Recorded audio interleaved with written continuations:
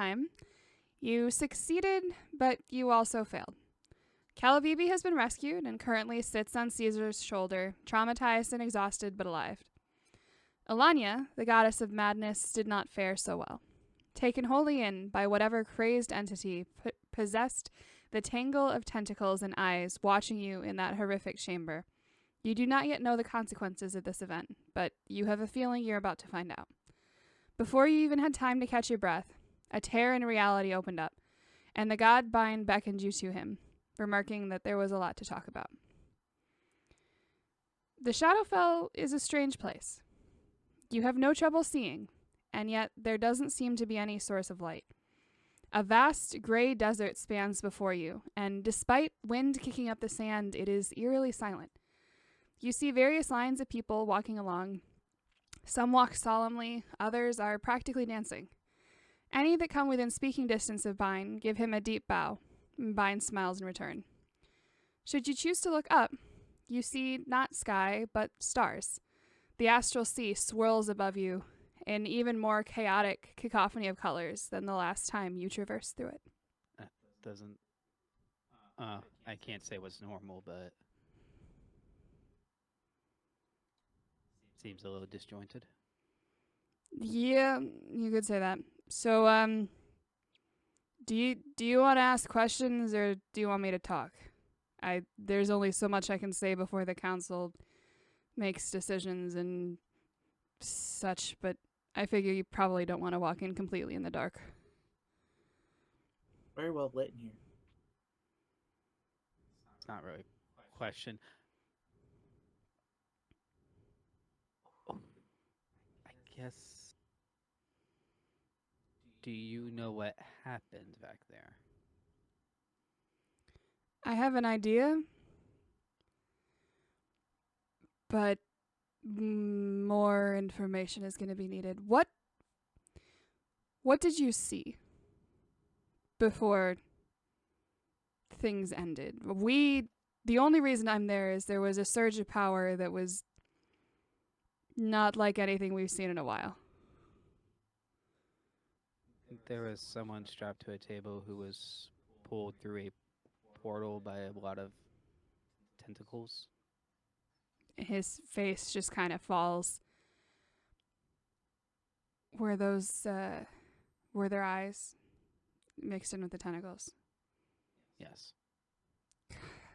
Gods above and below, Ulgrich had an eye in Bunthor this entire time, and we couldn't find it. Wow, we're doing a really great job. Who? Well, I guess this is my one freebie for y'all. Ulgrich. Ulgrich. Primordial chaos.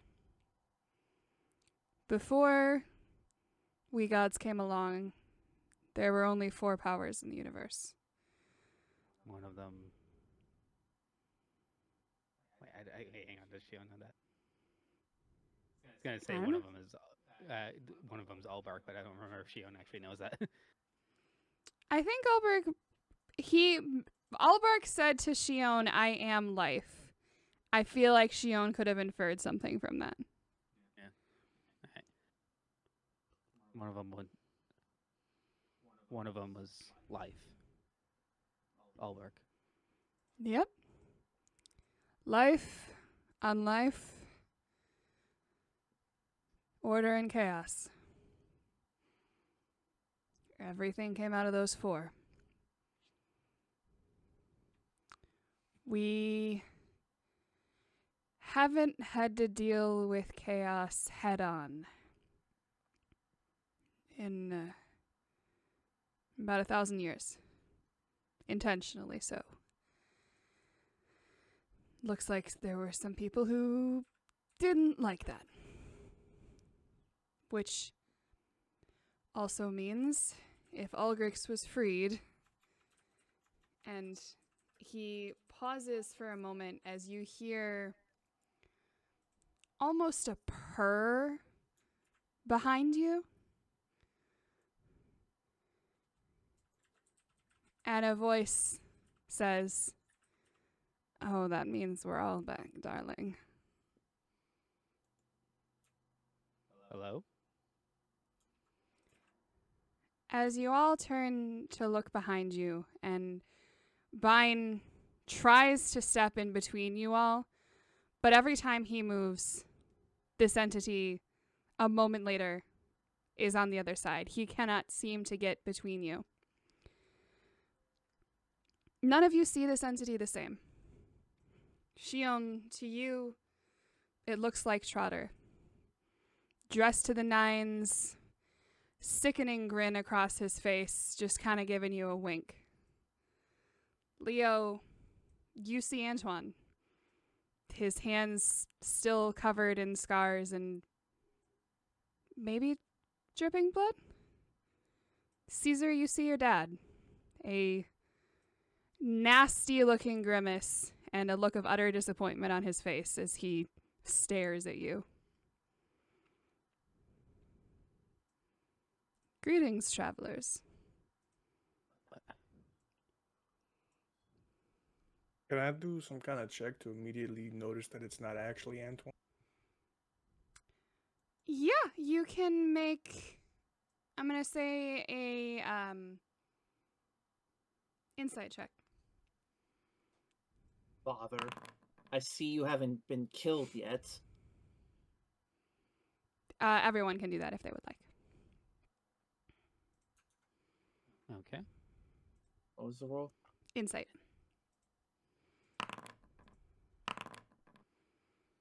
Well. I mean, Shion and Caesar, you're in the land of the dead. There's no reason you might not see those people here. Leo, you recognize that it is not exactly what it seems. There's something off about it. So Shion's already casting Shillelagh. It's just like, I guess someone put you down finally. Interesting. Oh, I'm so curious. What do I look like to you?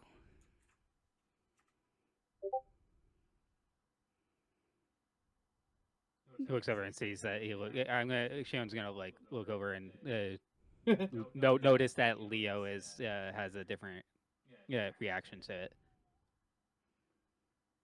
That You're, fucker's not real. Huh. You look like a slaver. A slaver I once knew. That makes sense. You seem like a fine, upstanding gentleman. Of course you would hate slavers. I have many names, but you can call me Baroneth, Harbinger of Hatred, Purveyor of Pugnaciousness, Invoker of Ill Intent. The list could go on. I haven't been able to stretch my limbs out here in centuries, and I am so excited. And just how many limbs does that make?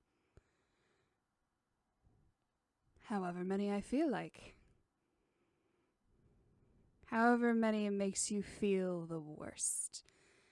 And can all three of you please make a charisma save?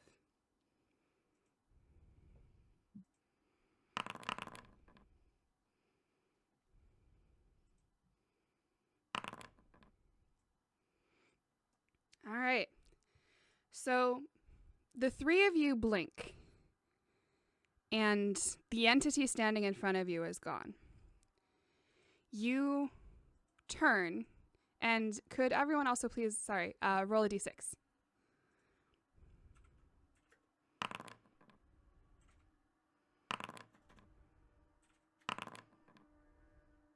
Interesting. You turn to each other questioningly, and from inside of you, you are just filled with this visceral, all-encompassing hatred. Leo, you look at Caesar, and you have never been more disgusted in your entire life. This thing in front of you has to die. Caesar. You looked at me? Mm-hmm. You You little fucking shit. look down at yourself, and you are horrified by what you see. You cannot believe you have been allowed to exist as long as you have. Surely there's no place for you in this world.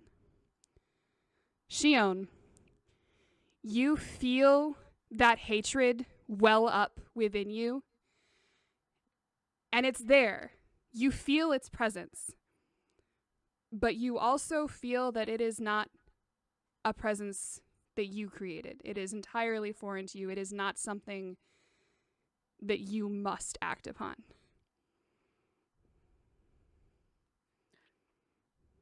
So did I fail the save and just rolled a 6 and there's no target for it, or is that the save succeed? You succeeded the save. You feel that hatred for yourself, but you do not feel called upon to act on it. Leo and Caesar has to die. I'm grabbing Caesar by like the scruff of his neck, or like I'm grabbing him by like the shirt, and lifting him up in the air. All right. Let me go. Let me go. Let me go. I'm like trying to kick my feet up so I can scratch. Like, let me go. Let me go. Let me do it myself. Leo, make a grapple check. So that's going to be athletics, and then Caesar, athletics or acrobatics. I would like to counter grapple. Sick. I think you'll do it. Acrobatics or athletics, you said? Mm-hmm.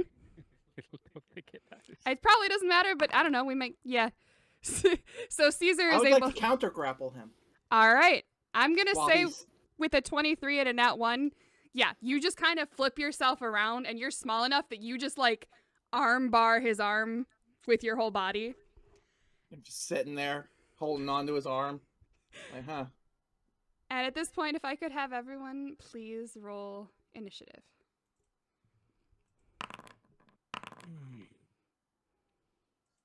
Very confused, Shion. Well, I get the idea.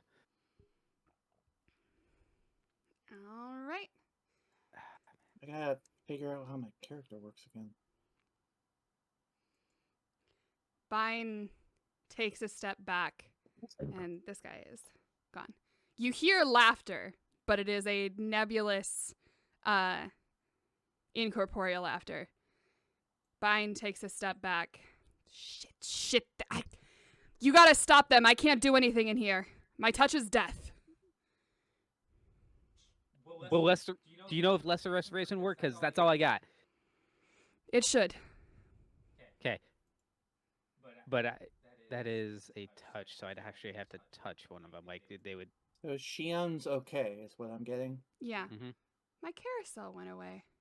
I just realized that. Sorry. I don't know what happened to it. Continue. Sorry. Leo, this has been a long time coming. All right.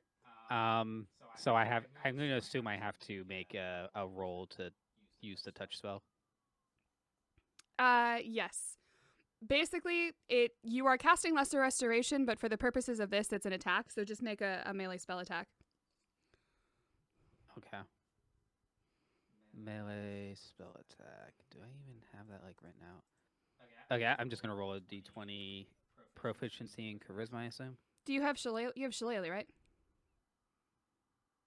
Yeah. Just roll Shillelagh.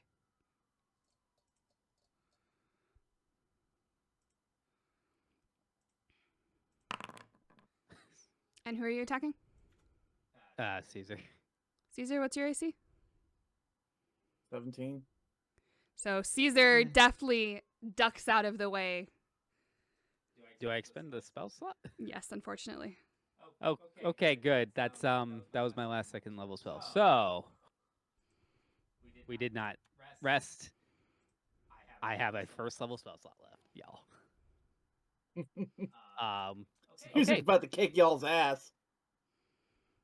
And I'm at 2/3 health. This is great. That's okay.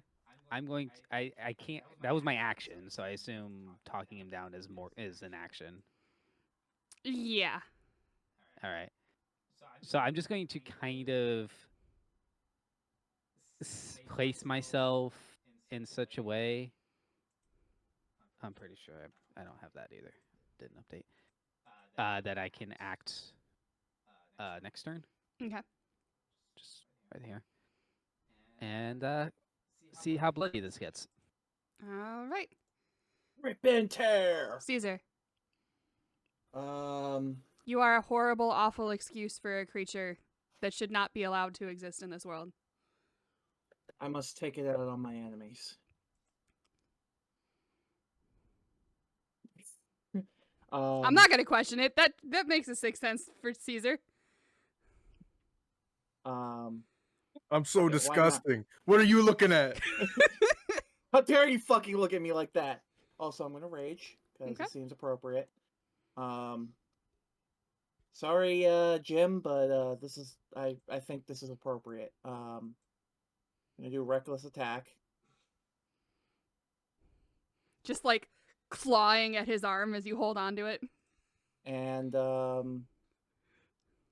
else can I do? Well, if you're going to do a reckless attack, then you should probably make an attack. Yeah, I was just seeing if there was something else I could, something to make it worse. Well, you do not have great weapon master. You're also not wielding a great weapon, so. Attack! Leo, what's your AC? 15. You didn't actually take the advantage. I You're have advantage? yeah, because you recklessly attacked. Oh, That's what reckless attack is for. attack! That one hits.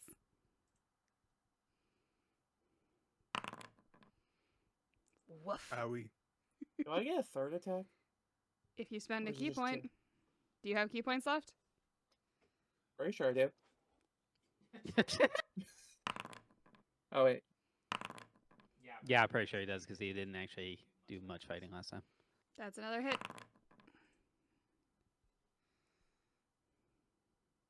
All right. That is a complement of turns. Do you have any desire to move? Hold on no, one I'm sec. just gonna hang on to him. I'm rebuking that shit. All right. Caesar, DC 16 dex. I believe is that a danger he can see? What, the guy hitting me in the face? I would think so. No. I'm saying he might have advantage on it because it's a dex save. Oh. Yeah, danger sense only really applies to traps. Do you get dex save advantage when you're If you raging? see, if you know what you're, if you can see it. If you can see the effect, that's basically Okay, then the yeah, word. you get advantage on the dex save.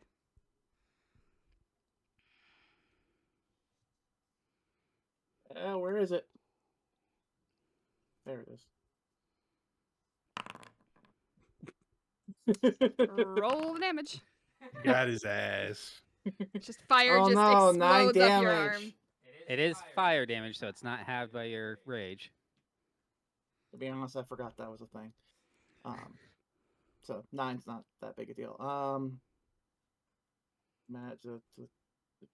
I think you're also still inspired by him, which is kind of hilarious. It's like, damn, that was great, dude. You really got my ass. Leo. What do I feel when I glance at Oh, I'm sorry, hold on. Shion? Caesar, make a charisma save.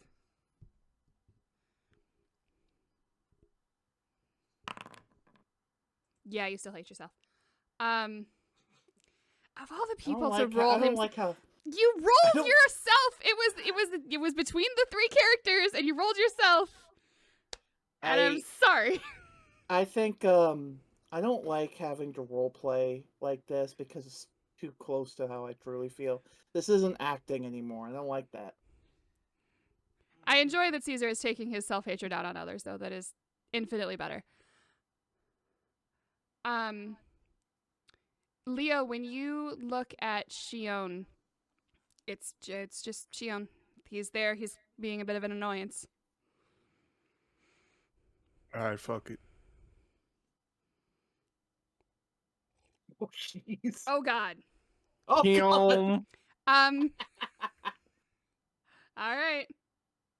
Welcome to the PvP section of D&D now. Oh, jeez. I've never done it before, so it feels good. Con saving throw. Yep. Okay. Not my worst. Get away from me, you little Hey. shit. Oh, it's bad when that happens. Exact hit. Exact. I saved. Meets it, beats it. Yep. All right, cool. That ain't shit to me. Yeah, you still take half as much damage, and it's thunder damage. So. I just keep seeing myself holding him in like that chokehold with his arm, and I just keep wailing on him. And I just go straight back 10 feet? Yep. Am I not prone or anything? Nope.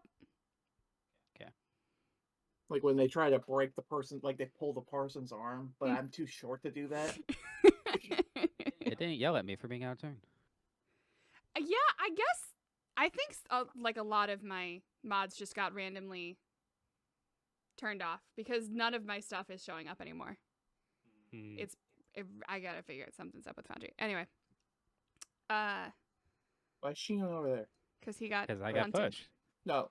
Oh, I got your guys' character tokens switched up now. Anything you'd like to do with your bonus action? I can't inspire myself, can I? No, you cannot, unfortunately. Audible up to 300 feet. Great. I was already damaged before this too. Oh, yeah. Yeah, we all are. I was missing like 2 points. I'm gonna lie. I have 72 hit points left. All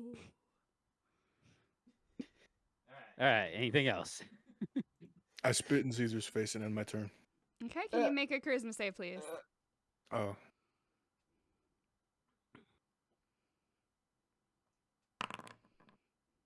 Eh? A fog clears from your mind as if it has been just kind of burnt up in the rage you were feeling, and you look down at your arm. It's like, why? It's your bud. He's your crewmate. He's your friend. Why? There's no reason for you to think anything ill of him. Hold on. What the fuck are we doing? What are we doing? Why are we doing this? Die! Shion. Okay. I got one other option left. I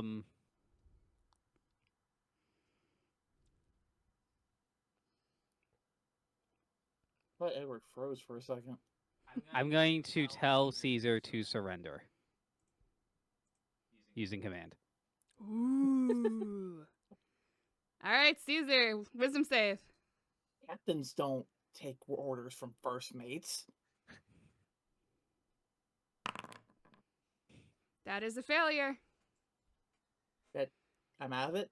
You feel a magical compulsion even stronger than your hatred to let go and to surrender. Tap out. Just let go, flap on the gun. Tap out. My mind, Leo's arm is like this. I'm holding on to it, and I'm just like, And that's on his turn, too.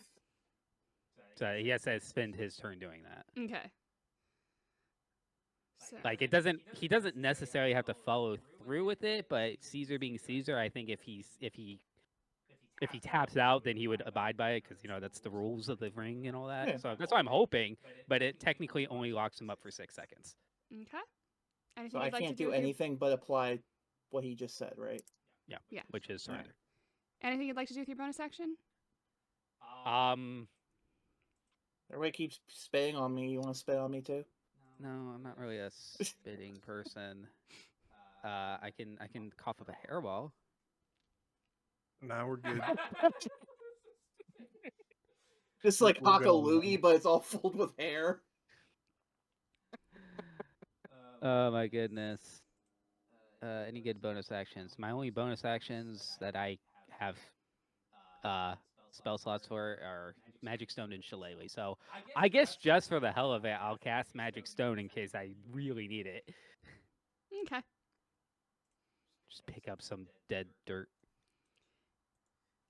Caesar, you have been compelled to surrender. Do you let go of Leo's arm, or are you just withholding your attack? I'm just gonna withhold my attack. Okay. He didn't. Well, no. I guess I'll just get on the ground. All right. Can you please make a charisma save at advantage? He looks sad now.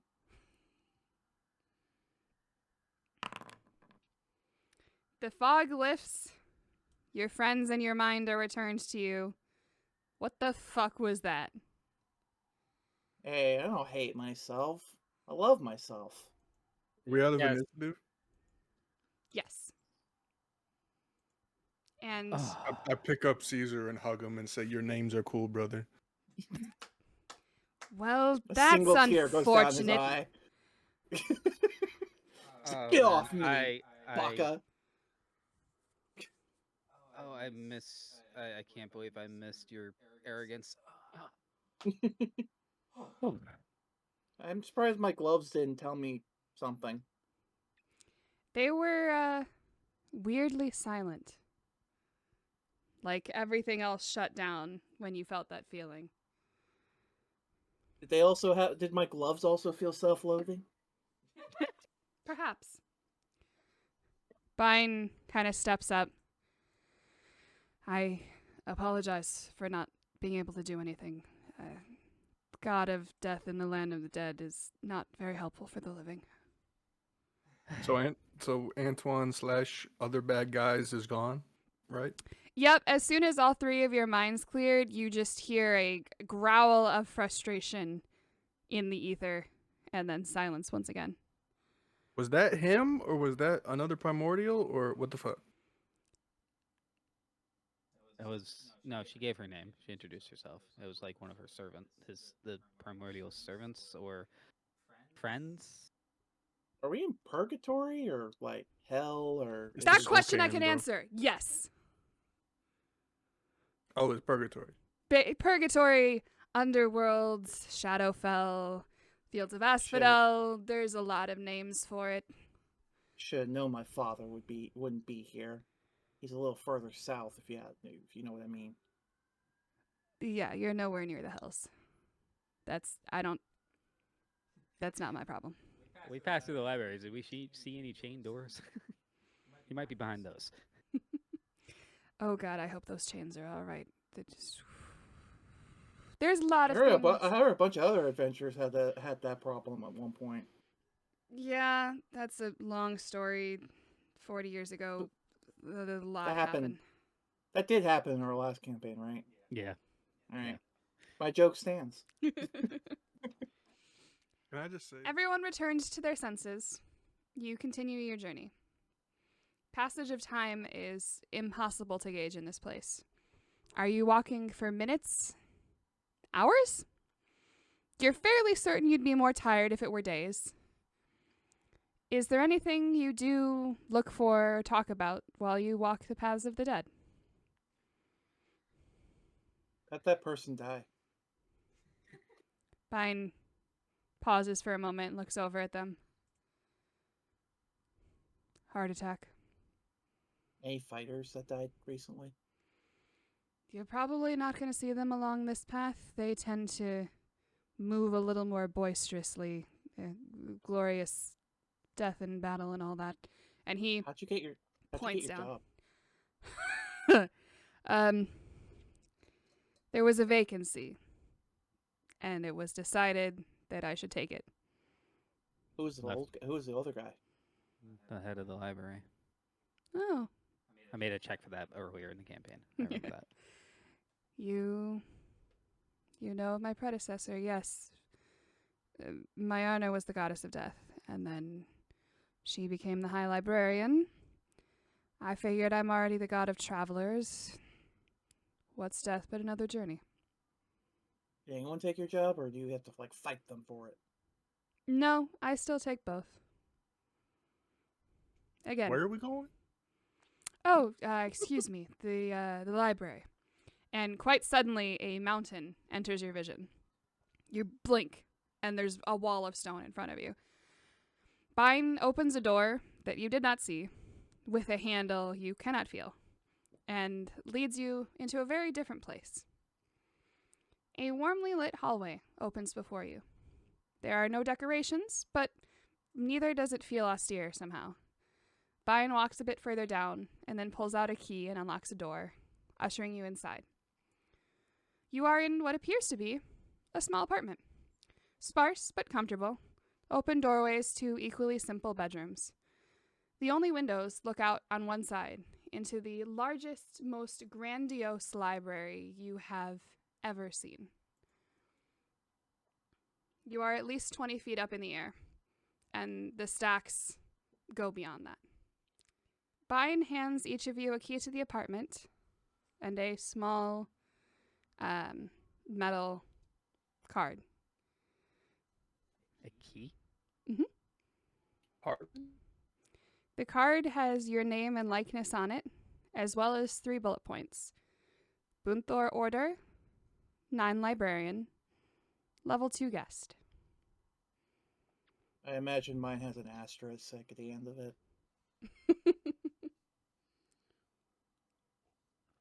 He says it'll take a few days for all the necessary parties to convene. Feel free to explore. Presenting the card will tell you where you are allowed and where you are not. Do not push your luck, and do not attempt to force a locked door. There are things in this library that should not, and will not, see the light of day. And he leaves you to it. So those books are flying around, right? Yep. I They want to are try to ride one. About as big. Yeah, I was about to say they're about as big as you are. Hey, Time yo, to does do this some place book got a bar? surfing. Yeah, drinks. You know. Oh. Or like a pool or anything? All right. I just imagine like a library for kids, and it's like reading is cool, and it's just Caesar surfing a book.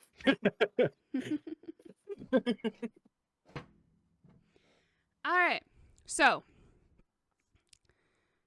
4 days are going to pass in the library. What would you like to do? Day 1, get drunk, if possible. Yeah, that sounds like fun. There if they is have a, any fancy drugs in here. there is a cantina. However, it is fairly difficult to get drunk because it seems like only wine is ever served. And it takes a fair bit more effort to get drunk on fairly low APV wine. But it's possible. Challenge accepted. You get some very, very strange looks.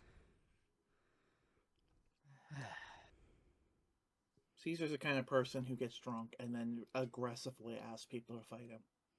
Yeah. Shannon's looking at us like, and there are... And of course, wait, hang on. Are there beds here? Yeah, in the apartment you were given keys to. Yeah, bro, they got like condos and shit. It's made of books. All the walls.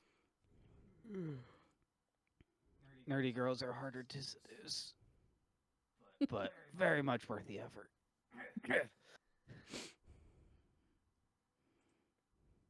So I assume we can take a long rest. Oh, yes, absolutely.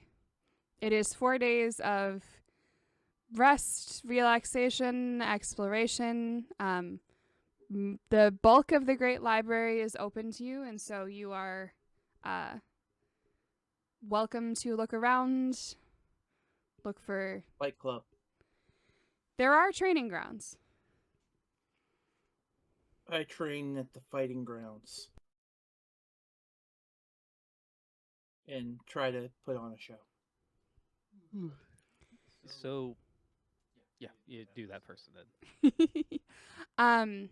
Yeah, there are training grounds, and they're basically any sort of combat that someone might partake in. There is someone training in it and someone who is able to... What was that sound? Sorry. Who is available to tutor you in it. So there is no shortage of sparring partners. They are happy to show up with you. Can you roll me 3, I'm going to just say 3 attacks.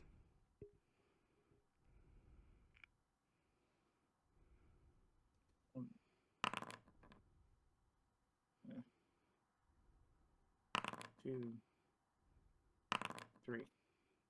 Nice. So you Damn. do quite well. And you impress a number of people, especially the people who are lean more towards unarmed or improvised weapon combat. They You are know who I am? Do you know who I am? Bumbling Bunbury? Zazarak, the Bone Maker? Ernie Ernest? El Smasho? off to the side. There's a bard who's just like frantically scrawling all of this down as he sketches your visage. And is this how you spend all 4 days?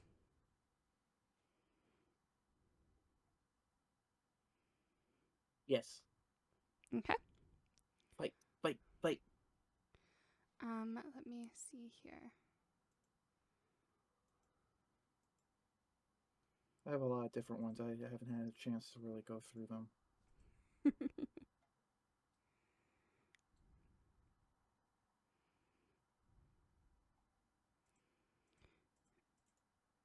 All right. You So first, Gio. there is going to be a benefit to that. I apparently didn't write it down. I thought I had, but I didn't. I'm going to put that in my notes for later. But you will have received a benefit from that training. Xion, what's up? I thought you were going to say... Oh, go ahead. So, first, Shion is going to basically try to get a sense of what information is publicly available. And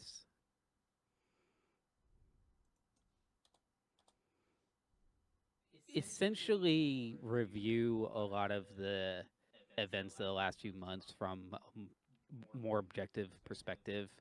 You know, look up things on gods and primordials and Fae, but also Umbido and Silver Eyes, and just try to get a better broad picture perspective of all the elements that have happened since they came in possession of the Salty Crow. Yeah, absolutely. And I'm going to feel like a terrible DM here, but Silver Eyes? Is it Silver Eyes? The gang. Oh, that was, Snake Eyes. that was Silver something. I wasn't sure what the eyes part. I'm pretty sure there was a silver though. I will double check, but now I know what you're talking about. You might be thinking of Silvermane, which is a different guy. No. Maybe it was Snake Eyes. I will verify. I'm not going to go start hunting for that in Campfire right now.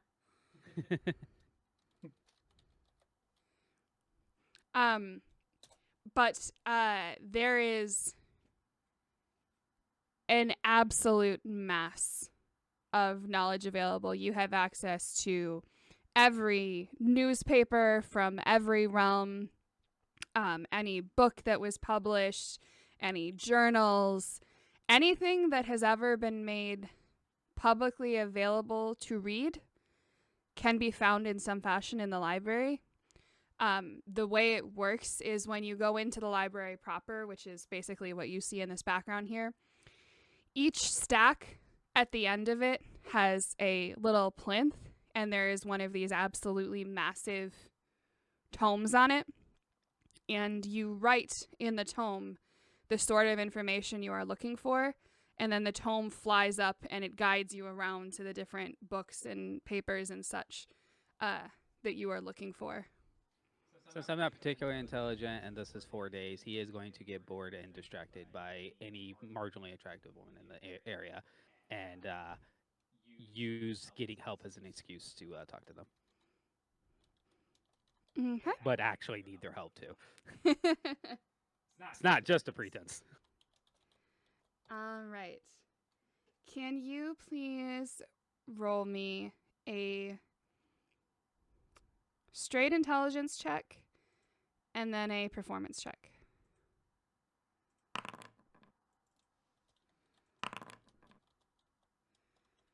All right.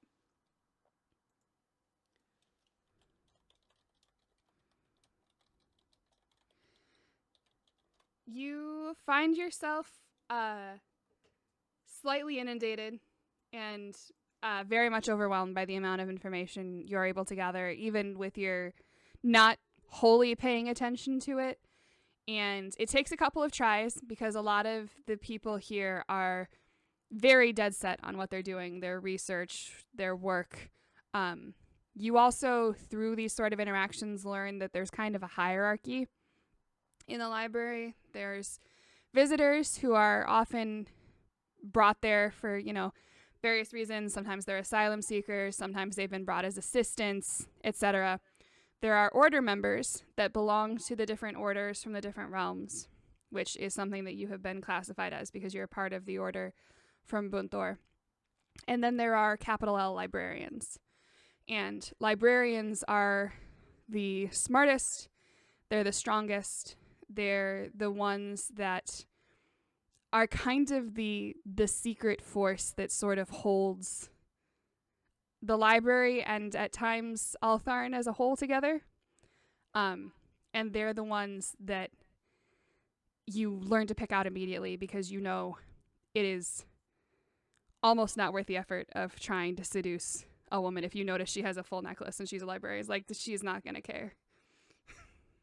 Turns out that reality is a great being's concentration check.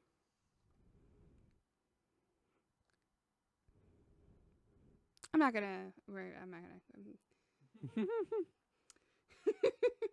Each aspect of reality is just a god's concentration spell. I mean, that's kind of the primordials. Oh, also, speaking of which, you find no information anywhere on the primordials in any written document. Aside from some crackpot theories on Albark. Yeah, I was about to say, Albark has multiple active agents in the world, so. Yeah, no. He has some. So I was incorrect in my wording there. There are a lot of crackpot theories on Albark and what he is. The general consensus writ large is that Albark is an archfey. However, there is a lot of speculation that he is something much more than that. There is also a lot of speculation that Ovin, the god of time, is actually Sindalor, the primordial of order. There is even less evidence to back that up than the theory that Albark is the primordial of life, but it is a theory that a number of scholars ascribe to, in part because Ovin is almost rarely ever seen anywhere. As for the other two, Chaos and Unlife, nothing.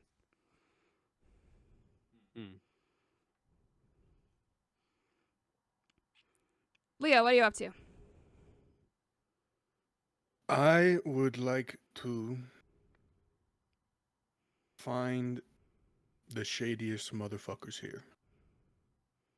Like, if there's like some black market type shit going on, or like, what's that floor in Harry Potter that you're not supposed to go to? Like that. Oh, you mean like Nocturnal Alley? I'm thinking of the floor in actual Hogwarts, but yeah, sure. Third floor corridor. Yeah, whatever. Yeah. But like, yeah, I want to know what the bad juju is. Okay. So it's a little weird and a little hard trying to find that because by and large, the library is a organization, for lack of a better term, that is based upon the intrinsic knowledge that everyone who works with it is good. Not necessarily lawful good, but... Yeah, I'm looking for the chaotic. Yeah. People. And it takes a while for you to find it. It takes at least a whole day for you to track them down because by nature of their work, they don't tend to show up a lot. They don't tend to make much of a fuss. But there is a subsect of librarians who have essentially taken it upon themselves to do damage control in the dark corners of the world and the black markets and such. Those are always, their theory is those are always going to exist. So let's see what we can do to minimize the damage that is done by them. And so there are those librarians, a lot of them are reformed criminals or people that got in too deep, were saved by the library and decided they wanted to help by going back to the world that they left. Things like that.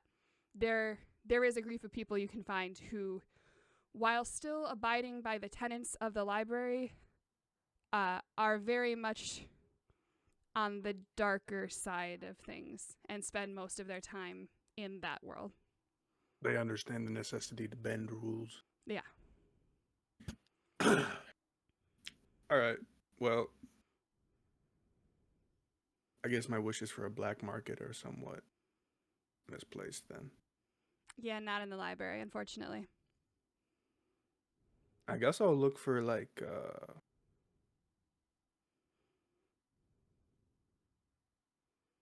the fanciest, like most powerful sort of bardic or musical knowledge they got going on. Yeah, absolutely. And there is a whole subsection of the library that is just like, it is an entire stack that's just sheet music. And there are journals of great musicians and artists through the years. There's a whole place that's basically I'm dedicated. pulling out Horatio, and I'm like, hey, you know this guy? You know this guy, right? Oh, he was a jerk. He stole my... You know, I thought of the flaming cape thing first, and then this asshole thought it could be interesting, but what if it was purple? Ugh. Nah, bro. Stick with the Some classics. people, man. What the fuck, Caesar? He's just Oh, God, standing he's there, behind like, me. yeah, no. Yeah. His He's face just is covered still- in blood. It's just Yeah. like, yeah. Pretending to read sheet music. I know some of these lines. Is there any like cool new magical juju I can get out of that then? Like some fancy magical songs or something? Can you make me an investigation check? Come on, baby. Come on, baby. Come on, baby. Short answer is yes. Long answer is, again, half my notes didn't save, so I have to write it up. That's cool. Yeah.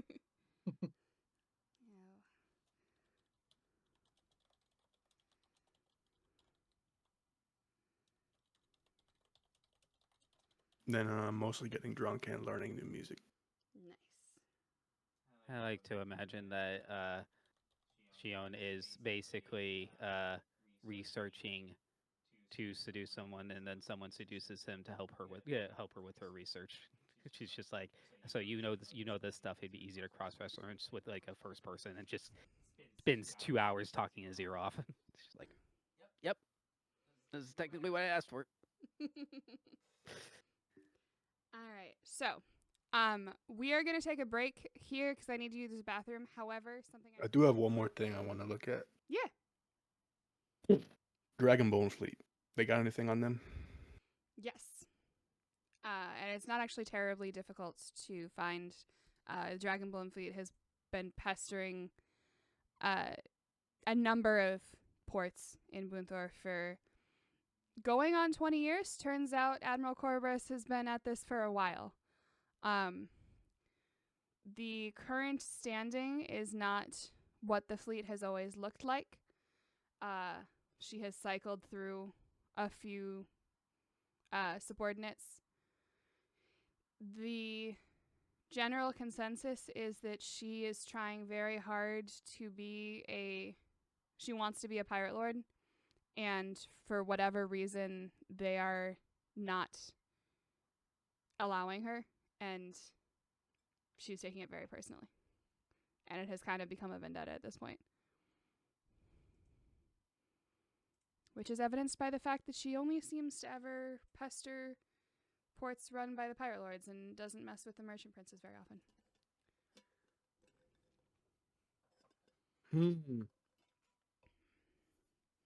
She also didn't seem to gain much headway until after Kashir Hellwater joined her fleet.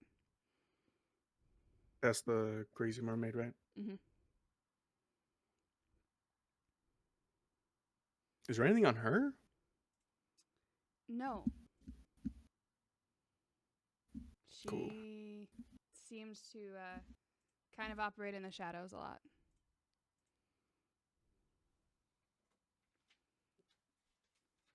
Anything else you'd like to look at, do, find? 4 days is a long time and not very long at the same time. Caesar could fight for days. Yeah, Shion's pattern goes drink, rest, study a bit, and then study just becomes, do his usual playboy, lounging about. It just kind of like those two things fade off. And for most of the second half of the last day, that's all he's really doing. I just imagine it's like sleep, rest, actual sleep, wake up the next morning. Eventually, you all wake to find an envelope magically attached to your door, perfectly at eyeline for each of you. They are addressed individually, but all say the same thing. You are hereby summoned to a convening of the High Council of Altha'arn for the purposes of discussing the reemergence of the discordance and the destruction of the divine canon. Discussion to begin promptly at noon today. Tear this missive in 3 for guidance on location. Sincerely, the High Librarian. And 3. Cool. All right, Leo, wake up. Caesar, I assume, wakes up before either of us. Just snoring noises that didn't come through on Discord. He's sleeping in the biggest bed possible. It's just a California king. Caesar's in the Caesar center of was- a mass of padding. Like curled up like a cat. with like a silk robe. Like, I demand the finer things in life. Leo!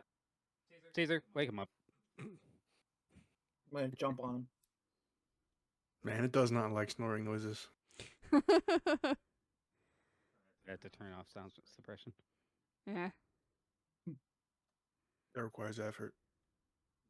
Of note, the food has also been quite good here. Nothing extraordinary, but everything seems to be made with the utmost care. I assume everyone gets their things together eventually. Yep. Eventually. Yeah, eventually. We're very lazy about it.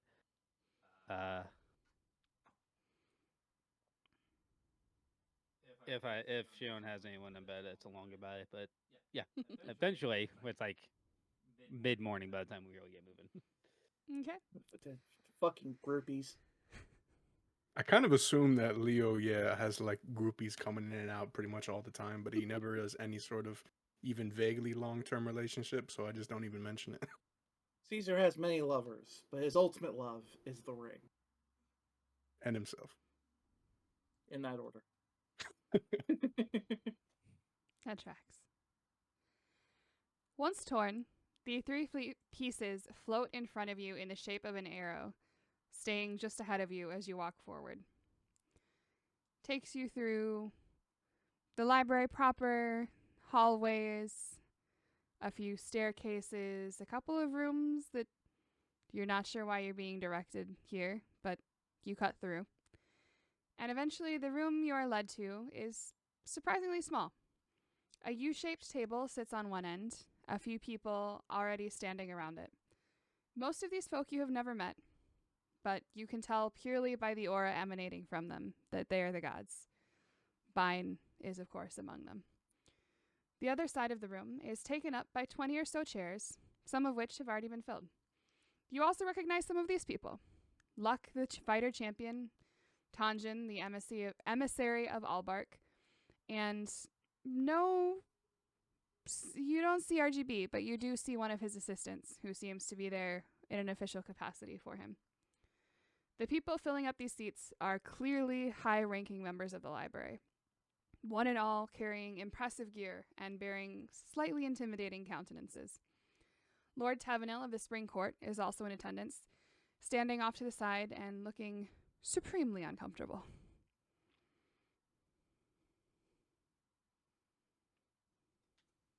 Can I sit next to him? He was the guy who was like big on partying, right?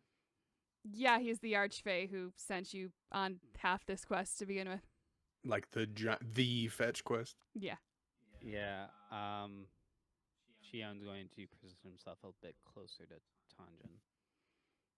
Tanjin, in a very ornately hammered set of plate armor that looks like, you can tell it's metal, but it looks like it's made of vines.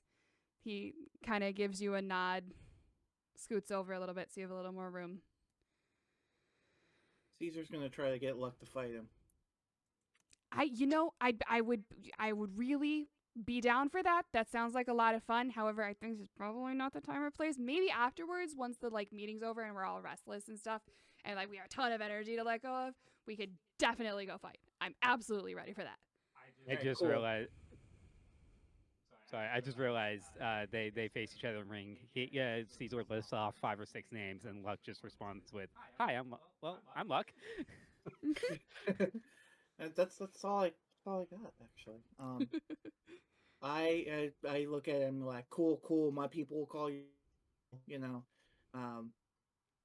we'll set it up, get tickets, get ready, concessions, flyers, the works. I really hope you've gotten stronger because the fight before was really fun, but there was also 3 of you. So if we're gonna fight 1-on-1 and this is gonna be like actually fun, I really hope you've gotten stronger from the last time because you were good before, but like I'm gonna need a little bit more of a challenge than that. You know what I mean?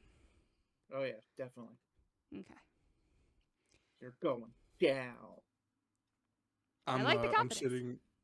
I'm like flourishing my cape out and sitting down next to Tevno, leaning He over to him. gives you the most if looks could kill glare you have ever seen.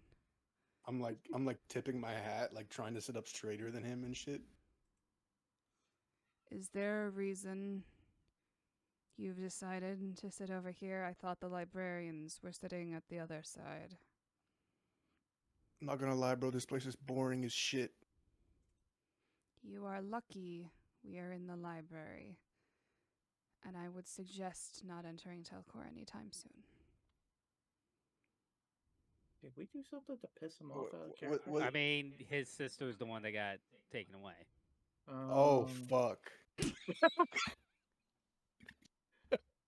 I can just see Leo looking at me like, "Oh, right, that was your sister." I silently switch, leaning to the other side of the chair.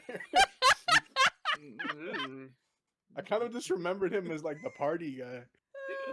He's the one that blackmailed us during that whole thing. Yeah, no, I remember, but like I just didn't connect the dots. um, Oh shit.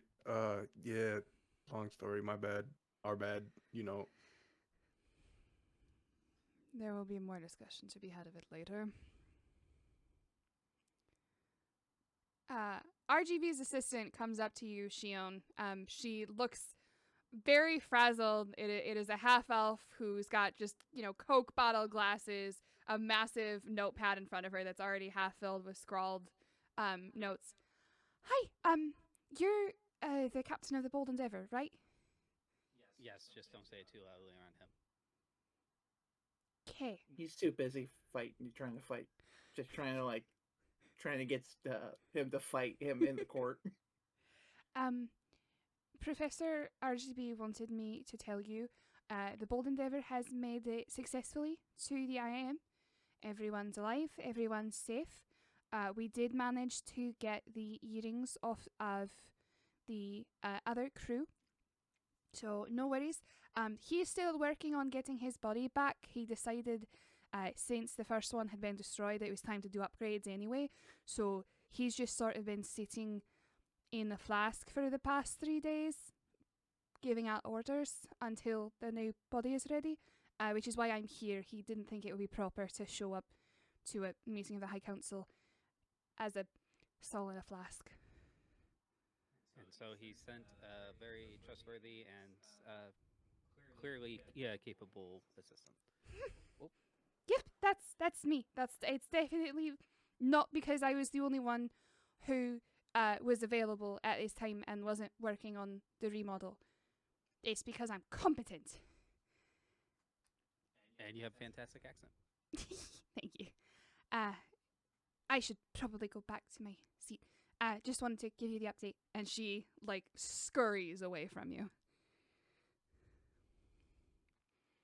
Tanjin kind of leans over.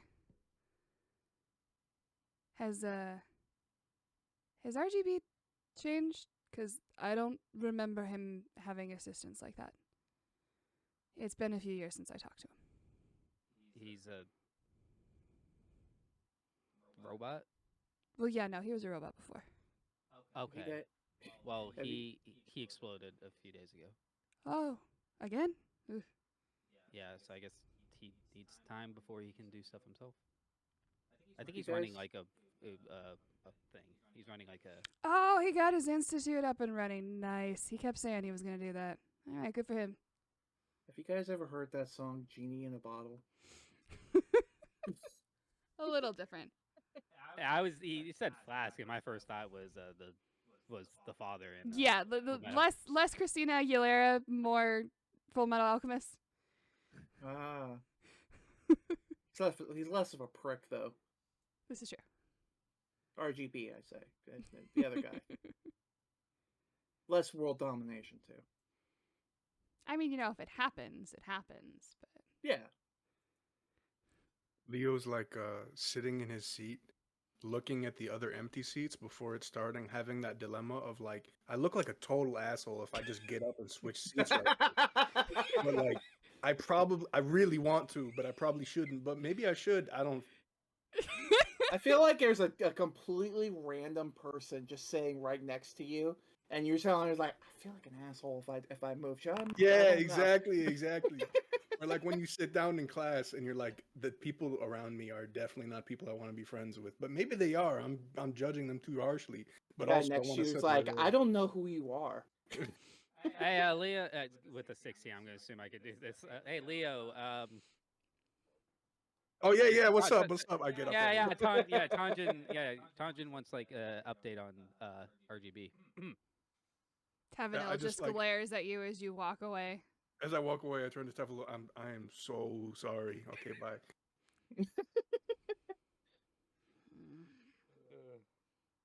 I imagine. I lost my train of thought. Sorry. It's all good. How do you misplace a train? It's on a track. After a time, a bell is rung and everyone takes their seats.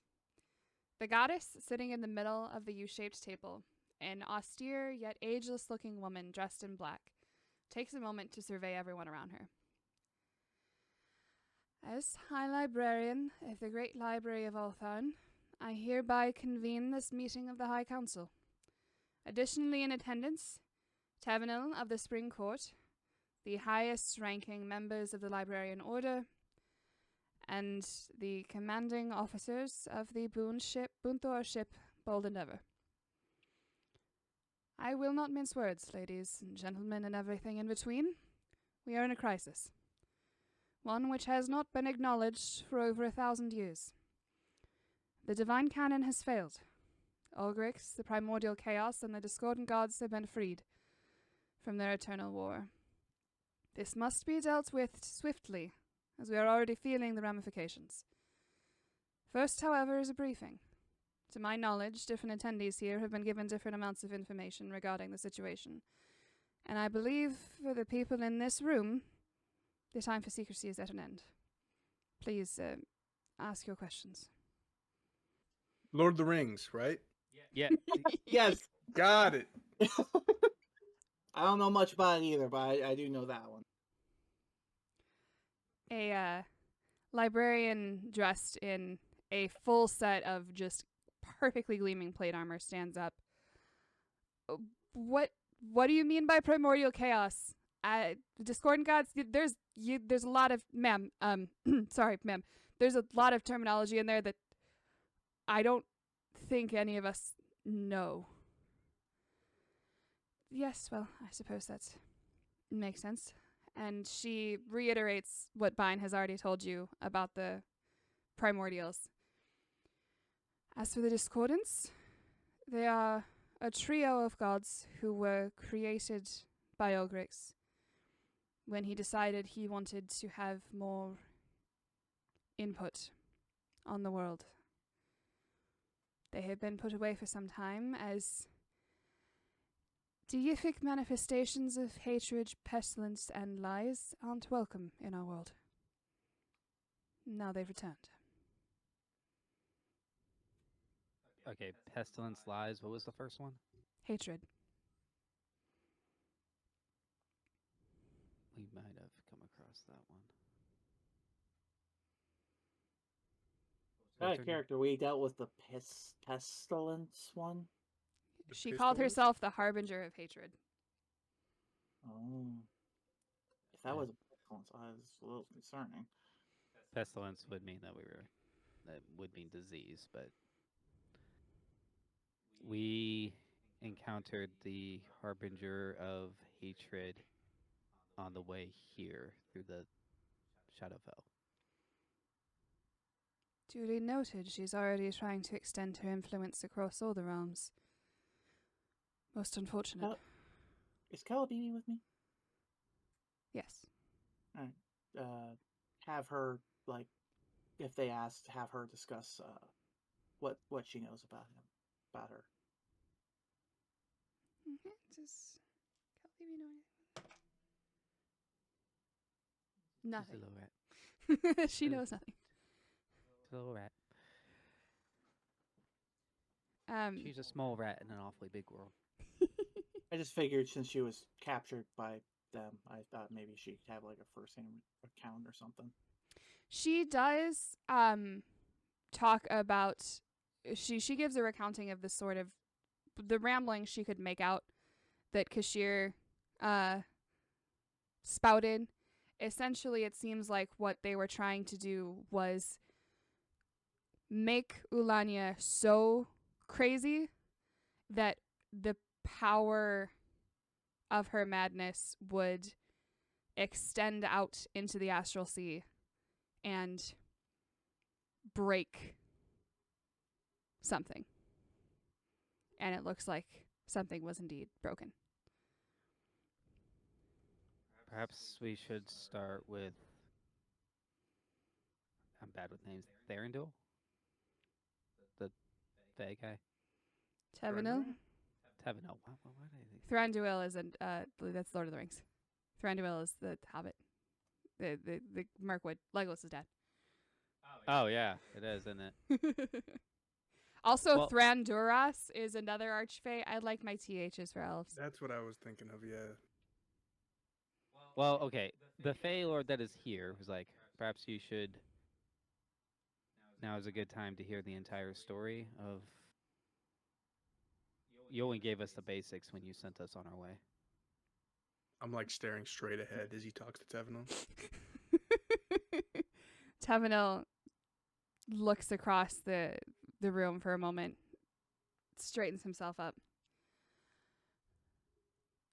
Some time ago, my sister was promoted through the influence of her followers from Archfey to goddess. She became the goddess of Bacchanalia, the goddess of partying, the goddess of libations and fun. And then she got caught by apparently the same people this Hellwater worked with.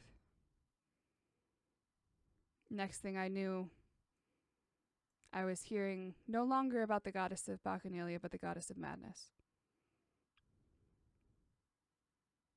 That's all I knew until these three showed up with their crewmate who bore her holy symbol. I sent them on their way to try and find her, and it looks like they did. Ex-crewmate. I mean, technically he was our crewmate when he died. Yeah, but he's ex now. Not with us anymore. X. That's all I know. And then we took up the search for her.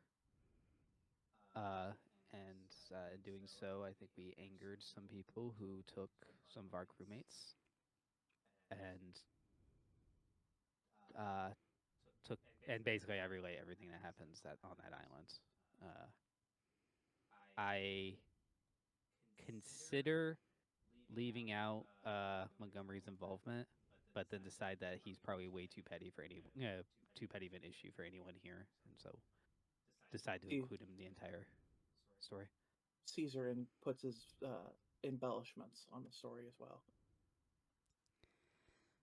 We already have some researchers on the island trying to figure out how exactly it worked. The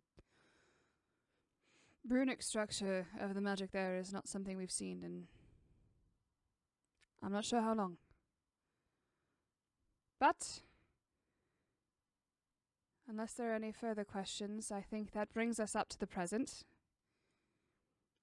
And now we decide where we go from here.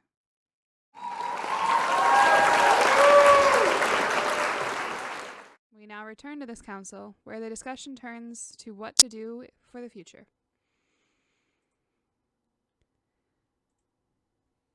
Remind me, what are the discordant gods? They are basically the only three evil gods in Altha'arn. And about 1,000 years ago, the high gods, which are the 12 sitting in front of you right now, were able to basically, and this was like the story that was told previously, they were able to catch them using the primordial of unlife and force them into a fight with primordial chaos. And so basically for the last 1,000 years, chaos and the discordant gods have been fighting each other, just punted out into the astral sea so that the world of mortals didn't have to deal with them. And the general consensus seems to be that what happened to Ulania is they made her so crazy that she powered up chaos and broke the bonds of the Eternal War. So they're back. Did You think they'd be tired from all that fighting? You'd think. But it seems like they regain their fervor rather quickly. Well, it seems like we have a problem on two fronts. The growing unrest in the various realms and the fact that the divine canon is offline and we have nowhere to put them right now. When you say divine canon, you mean an actual canon? Mm-hmm. One of the 12 who looks like a dwarf just in fairly drab craftsman gear and a leather apron, he kind of sits up a bit straighter. It was an idea that I'd had for a long time. I've been working on a better one. Never thought I would need to move it beyond the prototype stage, but it looks like that's where we're headed. I can have a new cannon up, but that also means someone's gonna need to take a beacon out to the far lands again. Can someone be shot out of it? No. Oh. Caesar looks really sad now.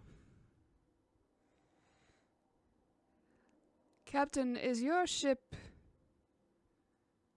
viable for travel in the Astral Sea?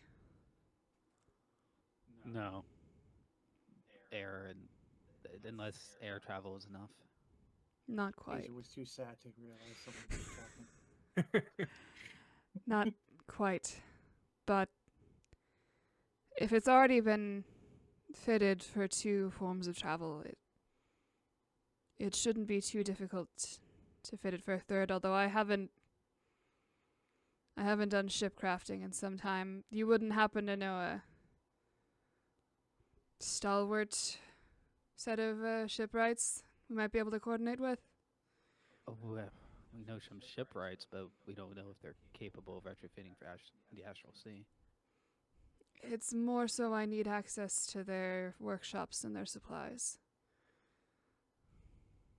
I could set one up myself, but shipwright and ship crafting is a rather specialized form of workmanship. It would take some time, even with my resources. Did RGB have something like that? Thinking Harlem,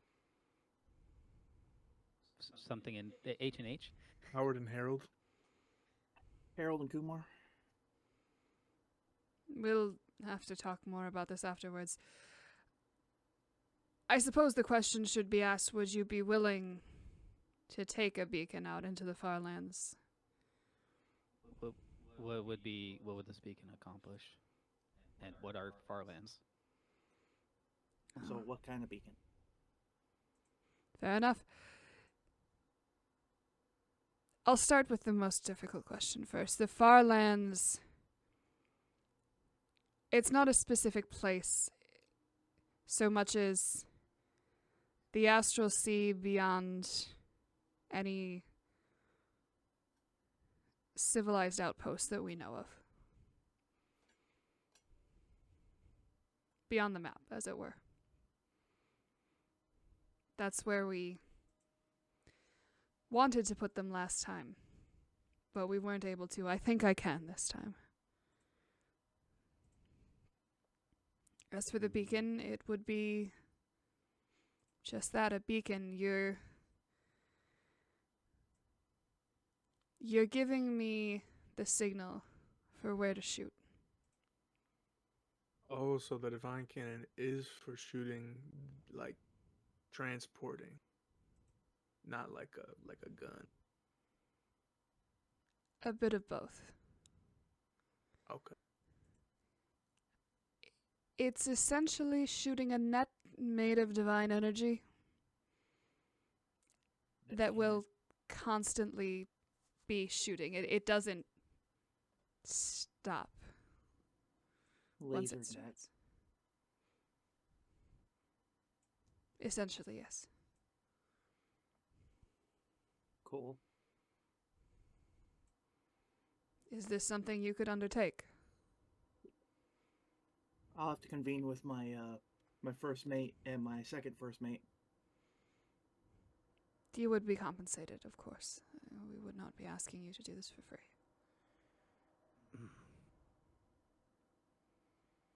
If nothing else, the retrofit would give us an advantage over Captain of the Dragonbone fleet when that comes around.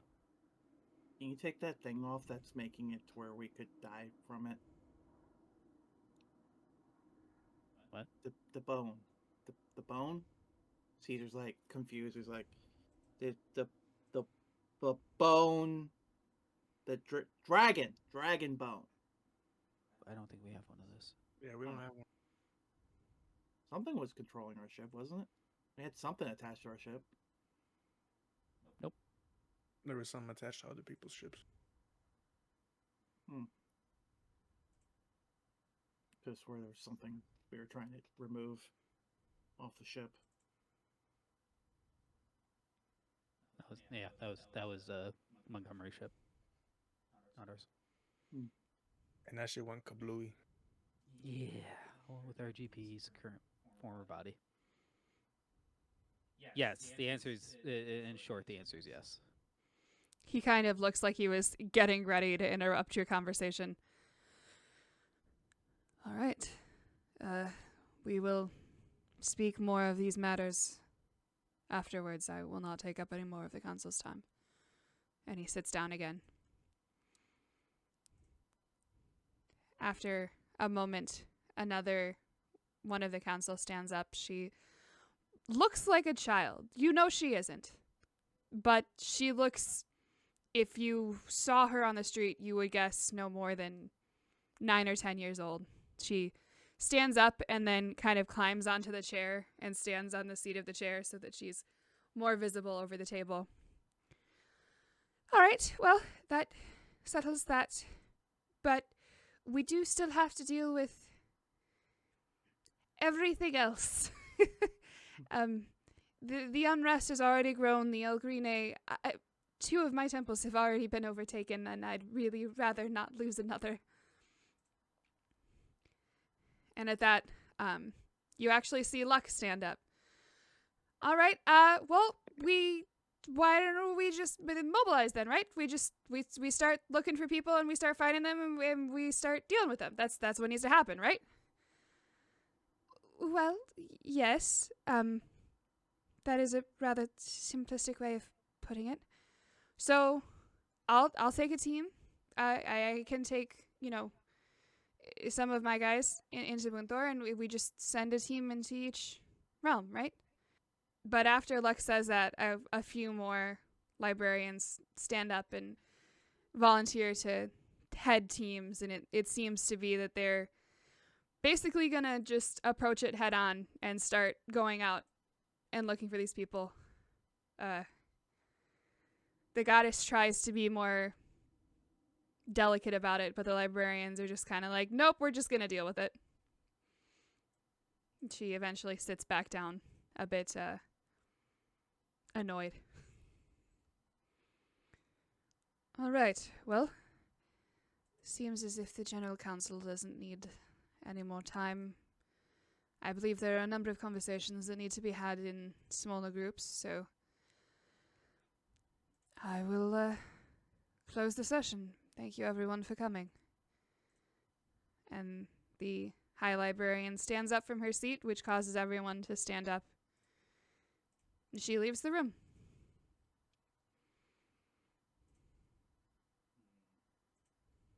As the session breaks, everyone kind of starts intermingling, and most of the gods leave, but some of them come up to certain groups and start talking to people. Cove, the dwarf, kind of waves the three of you down. He just waves back. What's good, big man? Oh shit, I did not mean that was not a. I'm so sorry. He's big to me. I chose this form. I understand the jokes. It's fine. That was. I swear it wasn't even intentional. A few thousand years, you get used to it. I want to thank you for, I suppose volunteering isn't the right word, accepting the call. You're welcome. Where is He your just looks proud. He's like, where is your ship currently? my first mate should know. Yeah, it's outside of the island where the fella fell. Ulanya. Right? Luthala is The dragon. The dragon. the dragon. Yeah, yeah. You'll know it. I was like 50% sure it was the dragon. Also, where exactly did we send them? Because we didn't just say like wait outside the island. Sent them to the Institute, I believe.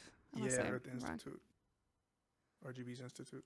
Well, if we didn't come back in like a day, so oh yeah, we've been here for 2 It's- days. So yeah. How was that? I didn't hear anything. The kid screaming in the wall next to me. Standard. Yeah. All right. Well, I know the Institute of what you speak. I've had some words with its founder in the past. I will start work on that. Reach out to this H&H. I assume they operate out of Bunthor. Yeah. All right. They're kind of everywhere. Yeah, they may be fae of some sort, but they look like tabaxi. Oh, I know of whom you speak now. Yes, they should do fine. We should get a commission from them for all the work we give them. Facts. Also, we talked about compensation, right? Yes. For the whole thing. Yes. How much? Like, what we thinking? Yeah, that's the important part. Work it out later, type of thing. Yes. Aside Have our from people call your people. retrofitting and upgrading your ship, we will discuss further compensation at a later date. Just to go up to Leo and just be like, "That's how you get it done." We act like we did something. And just high fiving each other. It's like, "Yeah, we did it. We did it." I will let you know when everything is finished. You will have to join me in Andar. the beacon won't do so well with interdimensional travel, so you'll have to leave from there. How big is this beacon? Large. Will it fit on our ship? Sort of. Can we fit on the ship with the beacon then? Yes. Even me? You see him eyeing you up for a second, like he's trying to decide if you're, like, he's... Actually, you know what? No, hold on. Can you please make a wisdom saving throw? Yeah, roll for counter bullshit. What was it? Wisdom saving throw. Eh, damn. I'm not good at that. That's not bad. You see Cove's eyes kind of flash for a moment as he looks you up and down. You're not a shapeshifter. I believe your current size will fit fine on the ship. Alright, that's all I need to know. I'm afraid I cannot give you a specific time. It depends on the state and looks of your ship and a number of other factors, but I will let you know. You can't give us like any kind of rough estimate? I feel confident in saying it will be less than a year. Okay. Sounds to me like more than 3 months. 3 months to a year.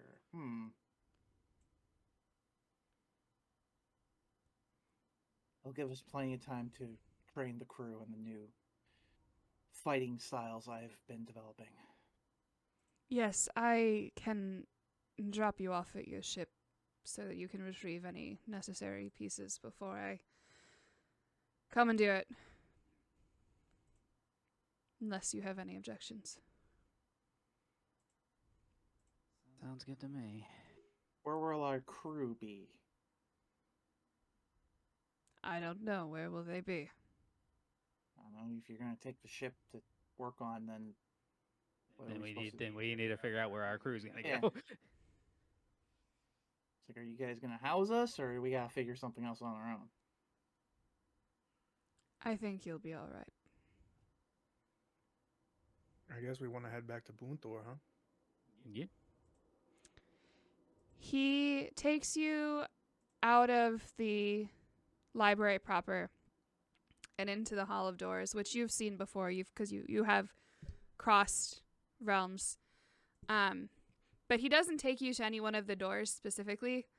He instead takes you to basically the dead center of the room and spends a moment with his eyes closed, reaches out, grabs onto something that you don't see, turns it, and pulls. And you see a door open up in thinner. After you. On the other Caesar's side gonna- is RGV's office waiting room. Caesar's going to look behind the door first. Are we gonna bring RGV's assistant with us? Yes. If they are... He looks around. They gone?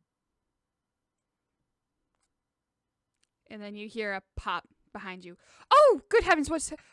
Yeah. Where am I? What just happened? I was having a conversation, now I'm here. Come on, saddle up. We're going to your place. What? Oh, look, Lord Cove. And she kind of does a deep bow. I didn't know. That's more like it. That's how you treat someone of my I was going to say stature, of my renown. I have a lot of questions, but I don't think any of them are going to be answered. Probably not. So through the door then? And Cove just nods. Okay.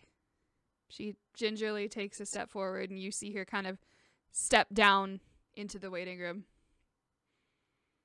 Cove just kind of gestures you all forward. And forward you go. Forward.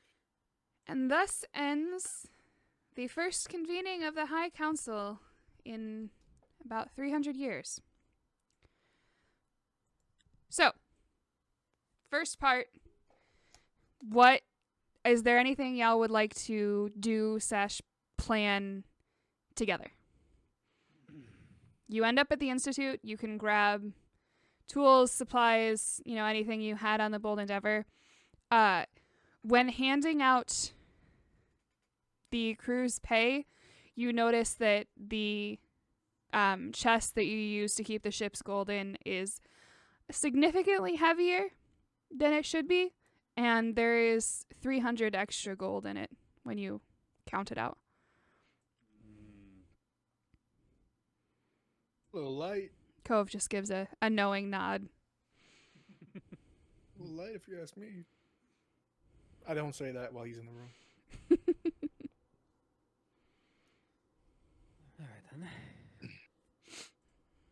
I know how some people are like, it feels a little light. I imagine and just like picking up the entire chest. Feels a little light.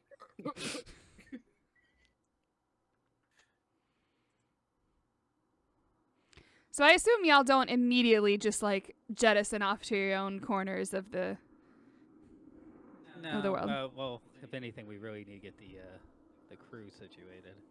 Yeah.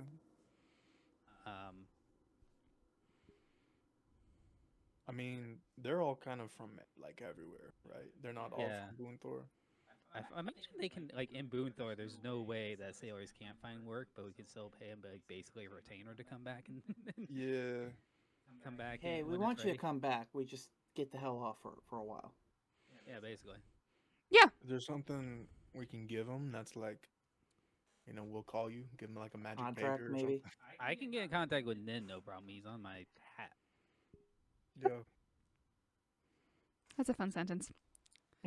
That is a fun I have him under my contacts. I was have gonna say him under my hat. contacts, yeah. He slips his hat out there. Hat speed dial.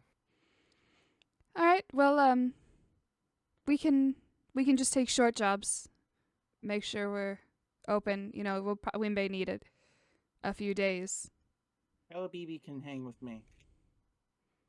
We're fellow adventurers. We can train together She if she wants. does a little jump and like offers her tiny little rat fist for a fist bump.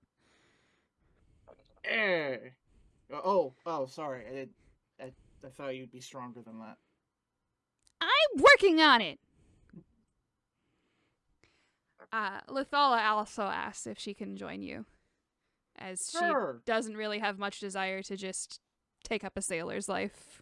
We should have one of those little one shots where Caesar and all the short people have their own little adventure. That's the wild bunch, man, for real. Now I want to do that. just like don't tell us anything about what happens to Caesar in the time gap, but that's like a whole one shot later. I'm reminded of the droid tales from Clone Wars series. Yep.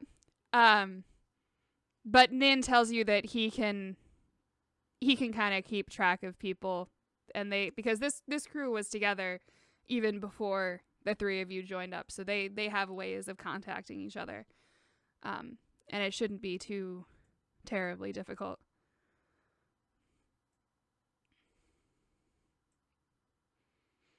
Cool. Anything else? Hmm. What, and this is kind of more above table, but I'm just curious, what do you think, how long would it take y'all to start going your separate ways? Like, what drives you to think, hey, maybe we should we all have different things we want to be doing. Maybe we should pursue our own interests for a while. Caesar will be the first to leave because he's a person who likes to travel anyway. He's gonna go find something to do, forget to say goodbye, and like, I'll see him again sometime. I He's think like, I leave my first major. It's fine. I also think Leo's very nomadic, so he'd be very quick to be like, "All right, I've been with the same crew for too damn long. I definitely need to go out and do some shit for a while, do some fucked up jobs and stuff." All right. Interestingly enough, Shion grew up fairly nomadic, but is not nearly as inclined to just run off as the other two. He's thinking a little bit more about what comes after, because it's starting to seem like to him that there is an end in sight, even if it is a year off or so. But yeah, so he will make sure everyone else is on their way before kind of looking to find his own path. Okay. I'd also like to mention that while we're cleaning out the Bold Endeavor, there's like a shot of Leo with like his cape that's like completely bundled up full of some shit that you don't know what it is, just like stalking across the deck. Do-do, do-do, do-do. Okay, I brought this from home. This was don't worry about it, it's just some assets. Okay. Solid assets. Mm-hmm. Couple days later, Pike says, "Okay, who the hell took my jewelry box?" I was more just thinking it's Leo's stash of drugs that is in the ship somewhere. Two things can be true. Pirates, we don't need to hide our drugs.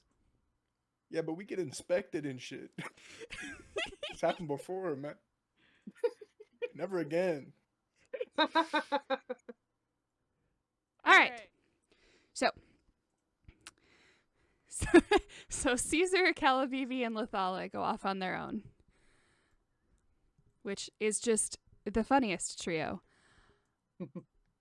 What kind of shenanigans do you think they get up to? What would you want to have them doing? I think Caesar would pretty much just drag them along to whatever insane thing he wants to do. I think Caesar would go and join a couple tournament brackets, try to gain some fame and some experience, and in between that, trying to train Calabibi in his fighting ways, and Lethala, yeah. Lethala, teaching her like basic self-defense so she can defend herself in case something bad happens, and in between training and tournaments and partying, I think he would try to find someone to help him master his anger a little bit more so he can rage a little bit better, I guess, and try to teach him some different fighting techniques so that he could find ways to impress people with his moves. All right. So there's a few things in there. The first one is the tournament brackets. Now, obviously, we're not going to go through having you do a whole bunch of fights because that would take for absolute ever. I got time. I think what we'll do is what I had you do before, and we're just basically going to have one attack be the epitome of each fight. So why don't you roll 3 attacks for me?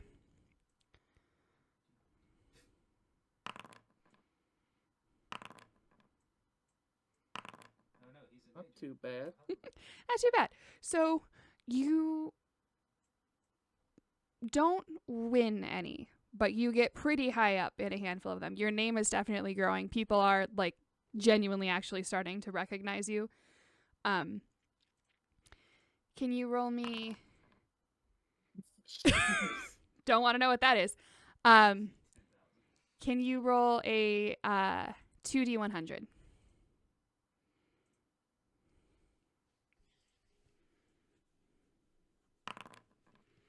So that is how much gold you make out of your tournament brackets. Ooh.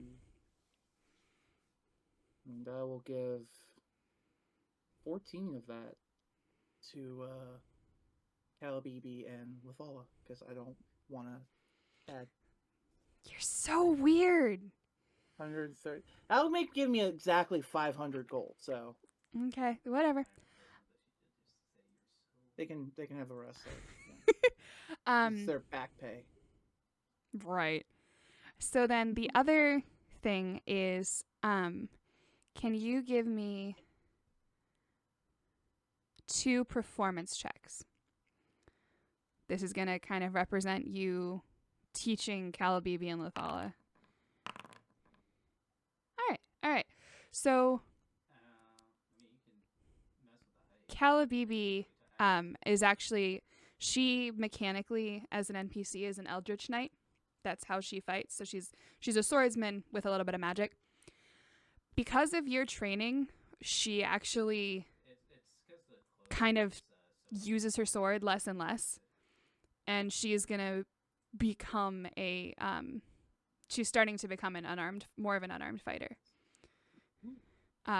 So she's still using a lot of magic, but your influence on her is growing, and so she's doing a lot more like punching and kicking, and Lethala is as well. Lethala just straight up is becoming a monk. I like the idea of her be like, all right, it's time to get serious. She tosses her little sewing needle sword down. She's like, let's square up. Well, it would mean it would be practically like getting hit with a bullet, right? Like her fists are so small, it would hurt like a bitch. All right. And then as far as tangible benefits, you mentioned a mask, upgrading your glider, and potentially a feat. So if I can't get all of those, that's fine. That's kind of my chart of what ones I want most to lease. The mask, the glider, and then the feet. Okay. As far as the mask, do you have any thoughts on like what you want out of it, what you want it to do, what kind of a story it's going to tell? I don't know, just something. You know, I keep thinking, I'm like, I haven't had a new mask in a while, and then I finally get a chance to like talk to you about it, and it's like, well, now I can't think of one. All right. Well, if I could have some time to think about it, I can maybe come up with something. yeah, absolutely. But I'm going to say because a mask can so heavily influence how you fight, I'm going to say it's probably it could be 2 or 3 points. I'm going to say it's 2 points. I assume something like that would be like 3 points at this point. The jetpack might be. So my question for that is, right now it's basically like a rocket booster, right? You can jump high up in the air a couple times. It's not attached to anything. I thought like you RGB told me had that the rockets are with the air crystals weren't attached to it in any way. So all it really is me holding air crystals, and there was never attached to the glider at all.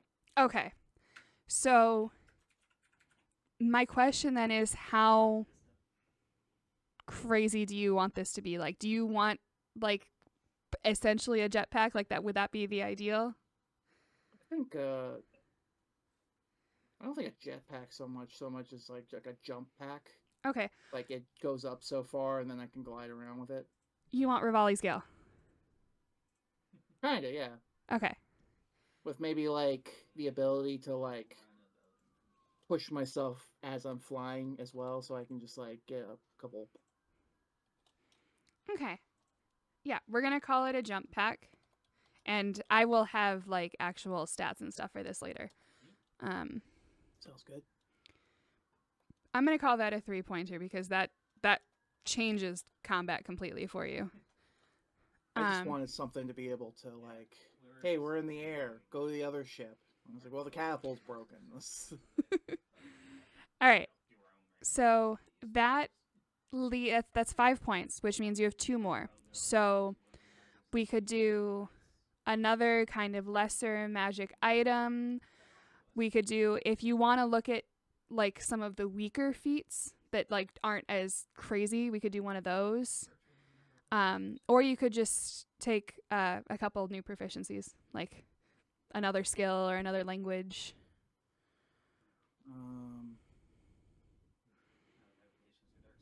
Proficiency, is that just where I put the check mark next to it? Yeah. Okay. I definitely want performance. I don't know why I didn't. I guess I had to pick a couple, and I definitely wanted performance. Okay, yeah, absolutely. And One more. If anything, two's possibly the easiest. That's what people don't like about it. It's supposed to be like, yeah. I guess light of hands. I mean, that makes sense. Yeah, that tracks. And that's something that Calabibi could teach you because she's so dexterous. There's some give and take there. Yeah, feet. That was like, if there was enough points left, I would probably take a feet. But okay, so 2 new. I definitely need to think about like what kind of mask I would want because I was thinking, like first thing I think of some kind of headbutting special feature or something. But when I just mentioned it a minute ago, my first thought was like, oh, I can shoot fireballs like Hadouken or some shit. I don't know. Yeah. I definitely want to do some research because if this is gonna be like the only other mask I get for a while, then I want to like get something good. Yeah, you have. I'm gonna say like a week and a half ish, so I have time to add stuff up. So I'll put it down on my to-do list. Cool. The last thing is where. So Caesar does not know going in it's going to be 9 months, right? He was just told it's going to be a while.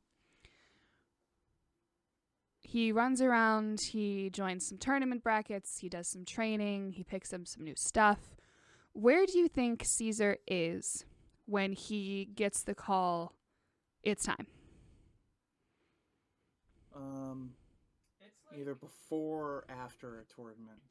Like he either wins one and he's like, yeah, okay, now it's time to come back. It's like, oh, just in time. Or he's been losing and he's like, all right, this one's the one. And then you get the call back. Like, son of a bitch, my crew needs me. Which one would you prefer?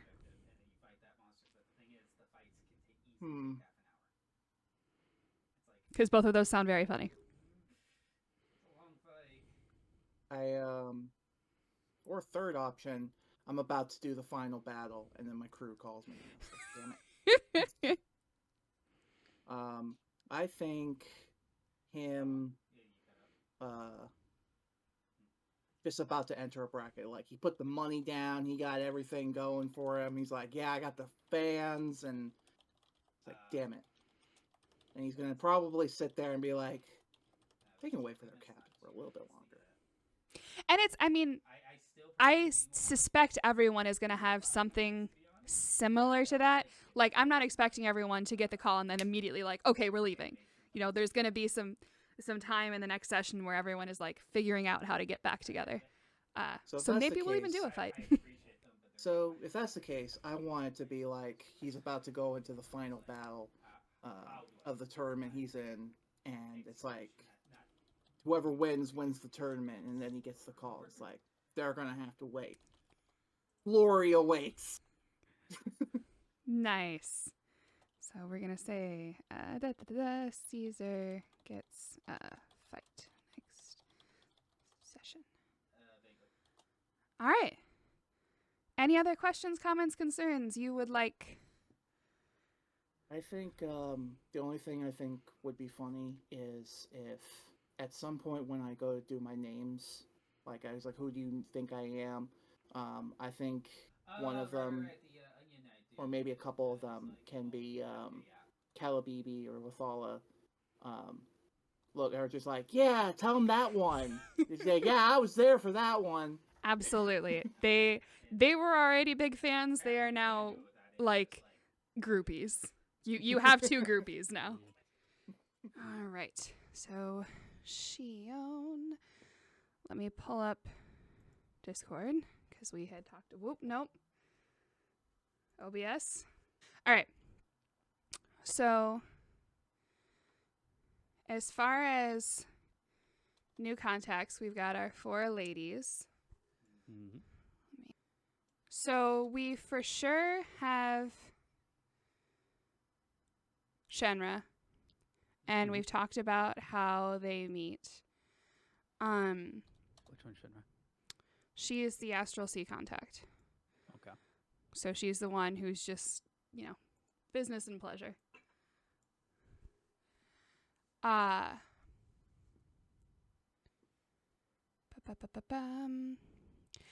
does this start? Like, Shion kind of sees everyone else off, makes sure everyone's good. What starts this whole process? Shion is basically thinking about basically all the lessons he's learned about like not running away, finding grounding, and serving life as a concept. And decides to go back home, kind of follow up on Puliera. I can never pronounce that. Close enough. To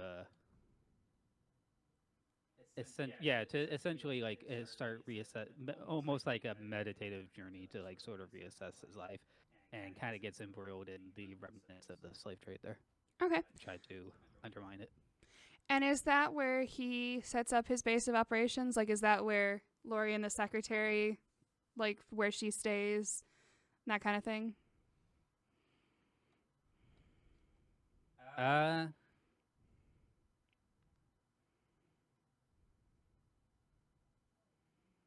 No, I think they would also, like, in spite of the fact that he's talking about setting down roots, there is still an element of this is Boonthor, this is life is motion and that sort of thing. I think he would actually, that would come out of, because slave trade is not localized, right? It's about moving trafficking, it's about moving things around, people around. Yep.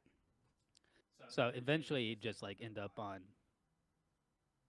the big city ship. I think that's actually where she would be operating out of. Okay, Bahasa. Bahasa. I would get Bahasa and Baido mixed up. Yeah. Those are the two, like, big center point places. But Bahasa feels like more apropos because it's in motion. Okay, yeah. So, sets up a bit of a home base on Bahasa, which is also, that works because that's where Shion's dad runs the tavern as well. So he kind of already has an inn there. Mm-hmm. All right. Essentially, eventually coming to a home is not a place, a home is people. Very nice. And something that Shion definitely, because I imagine kind of going down this path, he probably doesn't even necessarily stay in Boonthor the whole 9 months, right? Like, he would do a little bit of realm hopping. Yep, definitely. So something to note that Shion would encounter, and I'm not going to make you do any like combat rolls for it, but realm traversal has become more dangerous. The library still maintains its pathways, and those pathways are still guarded. There are now many more guards on those pathways, and at least a couple of times through your travels, you are walking along that path with some people and you witness an attack. Sometimes it is cultists, sometimes it's El Green, trying to sow chaos. Sometimes it's just followers of one of the discordant gods, because they are gods and they immediately started picking up followers and people who like the idea of being able to act on whatever hate they have or spread pestilence and vileness everywhere because that's what's in their hearts. Those sorts of things. You are noticing that. Do you think that instead of just like going around picking fights, I think a lot of what Shion does is healing. Like he's especially if pestilence, I think he would actually follow, like, thematically speaking, as well as just what he would seek out to like help out while he's in the middle of his other stuff, is he would seek out people with afflictions because he can heal them pretty easily. Okay, yeah, absolutely. And that is something that becomes more and more necessary as things sort of become more and more of an issue. Something I will say you also, and this is not super relevant for this short time that Shion spends alone, but because you have made contact with Shenra, and so you talk to a number of times someone who has dealings in the astral sea, you are going to be, for lack of a better term, slightly less surprised when things come up in the astral sea, because she will have mentioned some things to you. The astral sea, I think I've told you this. I made this illusion before. Is that the right word? Yeah. The astral sea is kind of like the dark web. Not everything that's on there is bad, but everything that's on there is like not meant to be something that can be tracked. All off books. Yeah, exactly. Everything done in the astral sea is pretty much off books, which is not to say there aren't outposts out there and settlements out there. There are people. It's kind of also sort of the Wild West-ish. You're not going to see like family homesteads, but the astral sea is not exclusively a place of travel. There are people that live out there as well, which is not necessarily always very well known in the Four Realms. All right. Mechanically, benefits that Shion is getting from this passage of time. You've got Shenra the Contact. Do you want your bodyguard to be a full-on sidekick? Do you want her as a character? I think so, yeah. Okay. So that's 5 total Mm-hmm.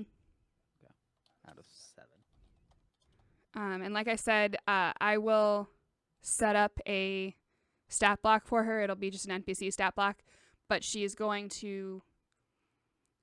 I think I'm going to make her a scout base, because you use a stat block, like a monster stat block, to base it on. She's going to be a scout, and I'm going to use the expert sidekick class. So she's essentially going to be a rogue, but just like a very, very simple, kind of watered-down rogue. Okay. Got my own Lei Fong Shaoling. Name. Do you have a name for her? She is a gnome, and she is... Gnomes are very, like, long-lived species. I'd say she's probably 80, 90 years old. So for a gnome, she's, like, in her 30s. Do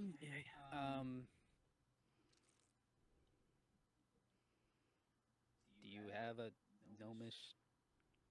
I can just generate a name. I was just wondering if you, like, anything popped into your head. Nah, I don't really have names. In my Okay. head. Gnomish bodyguard.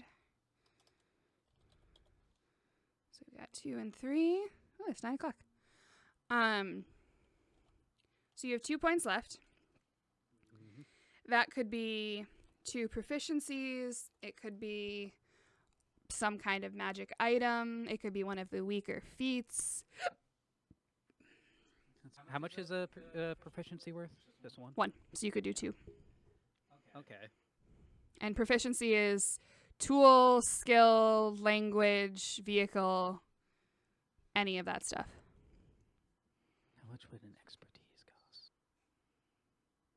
If it's in I would assume a skill you already have. Hmm. If you use up both points, yeah, you can get 1 expertise.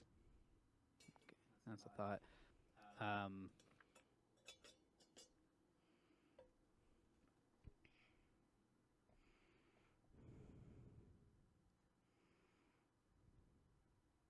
Can I get, like, astral skiff proficiency? Like, he knows he's going there. He's making contacts there. The idea of just, like, being able to manage at the very least a small ship would be probably a good thing to learn. Yeah, I would say I think that would probably take up both points, just because it's a niche skill, and it would take no small amount of effort to learn it. Maybe not. Okay, because I kind of want persuasion. Surprisingly, I don't have persuasion. I was, I've been using Book of Secrets or whatever to get the persuasion when I need it. But no, I have performance, perception, insight, and deception. Tiny itsy bitsy little spoilers. Manny took a a couple of proficiencies, and one of them was performance. And I'm like, bro, how do you not have performance proficiency?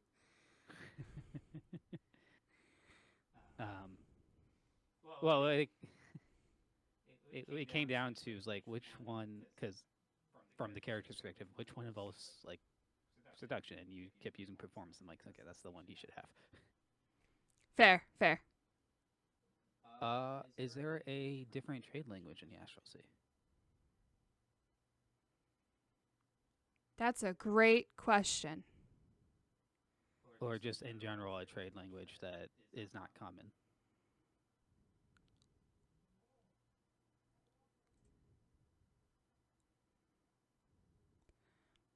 Trying to think. It's very realm dependent.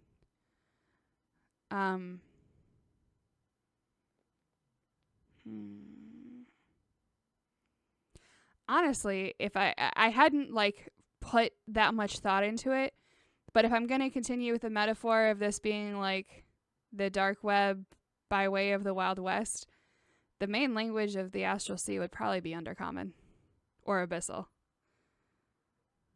I'm going to say Undercommon. That makes more sense. Yeah. Especially with the cosmology of my world. Okay. Can I get that as my second one to get persuasion and Undercommon? Yeah. All right. 2 proficiencies. All right, so last thing. Shion does not know it's going to be 9 months, right? He's told it's going to be a while. He goes out, he spends some time with the crew, and then he goes out on his own. He starts this whole, getting a network of information. Where do you think he is 9 months later when he receives the call that things have been made ready? Say he's on Bahasa at the time, kind of re-coordinating everything. On Bahasa, working on coordinating efforts and personal time. So he's in Bahasa working on these things. 2 kind of follow-up questions to that. 1, is there going to be any sort of hesitation from Shion when he gets the notice from Cove that things are ready? Do you think? Not exactly. It's not internal hesitation. It's getting the women on board, basically. Basically, it's just like they know about this, but the secretary in particular is going to be like, oh, now that the moment's come, I'm not sure, and he kind of anticipates that too. Okay. So it's going to be a resistance, but not like a hesitation. And are you okay with that being kind of his reintroduction? Because I'm thinking there's probably going to be a bit of a scene or sequence with each person as the band's getting back together. Yeah, sure. Or is there anything else you want to be a part of that moment? No, that sounds good. All right. Hello? Hi. So, how does this start? Caesar goes off on his merry way with Lothal and Calabibi. Shion is kind of holding down the fort for a bit, making sure people are good. What happens when Leo heads out? Do you think he goes right down into his downward spiral? More or less. Maybe it's not like that fast right away. Like he just kind of hits up some old contacts and tries to make some money the way he knows how. Okay. And maybe like something goes bad. Like he gets caught or something like that. I don't know. Okay. Just for shits and giggles, make me a stealth and a sleight of hand check.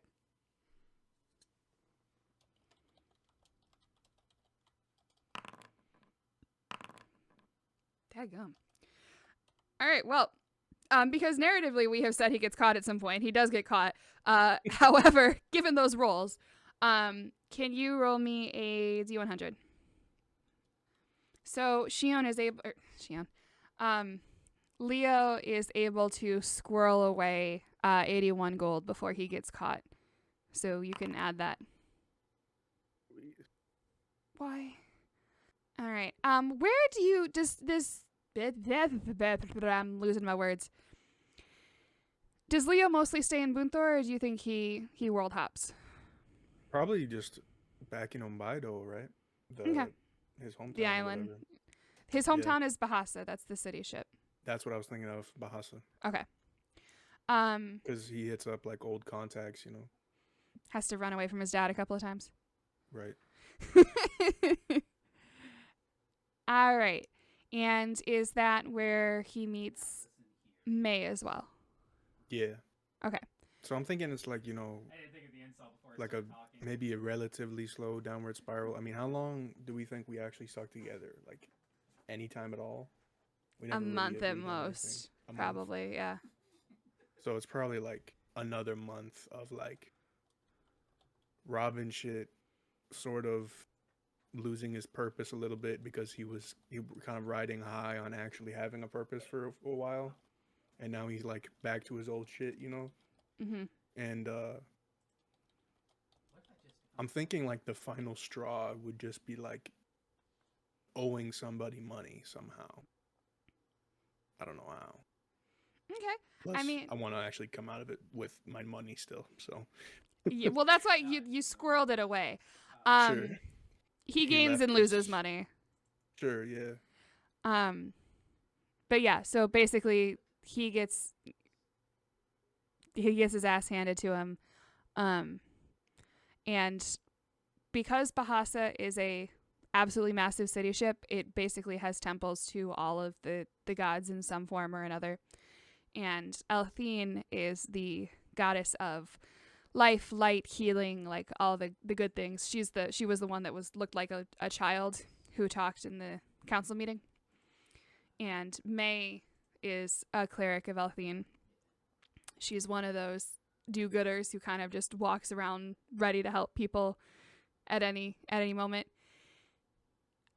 She does wake you up and heal you with a slap across the face, though. Cool. That's kind of what I was picturing. Just kind of you're handsome. Why are you bloodied in the street? You could be doing something with your life. And I kind of picture their relationship starts as like his, well, shit, I don't know, baby. I just get stuck in these kind of situations, like he's got like swagger and like trickster's charm, but she sort of beats it out of him. Yeah. And she's like, this shit's not going to work for you in the long run. Mm-hmm. She definitely is a sucker for the music, too. She's like, you have talent. You could be a good person. Stop being a dumbass.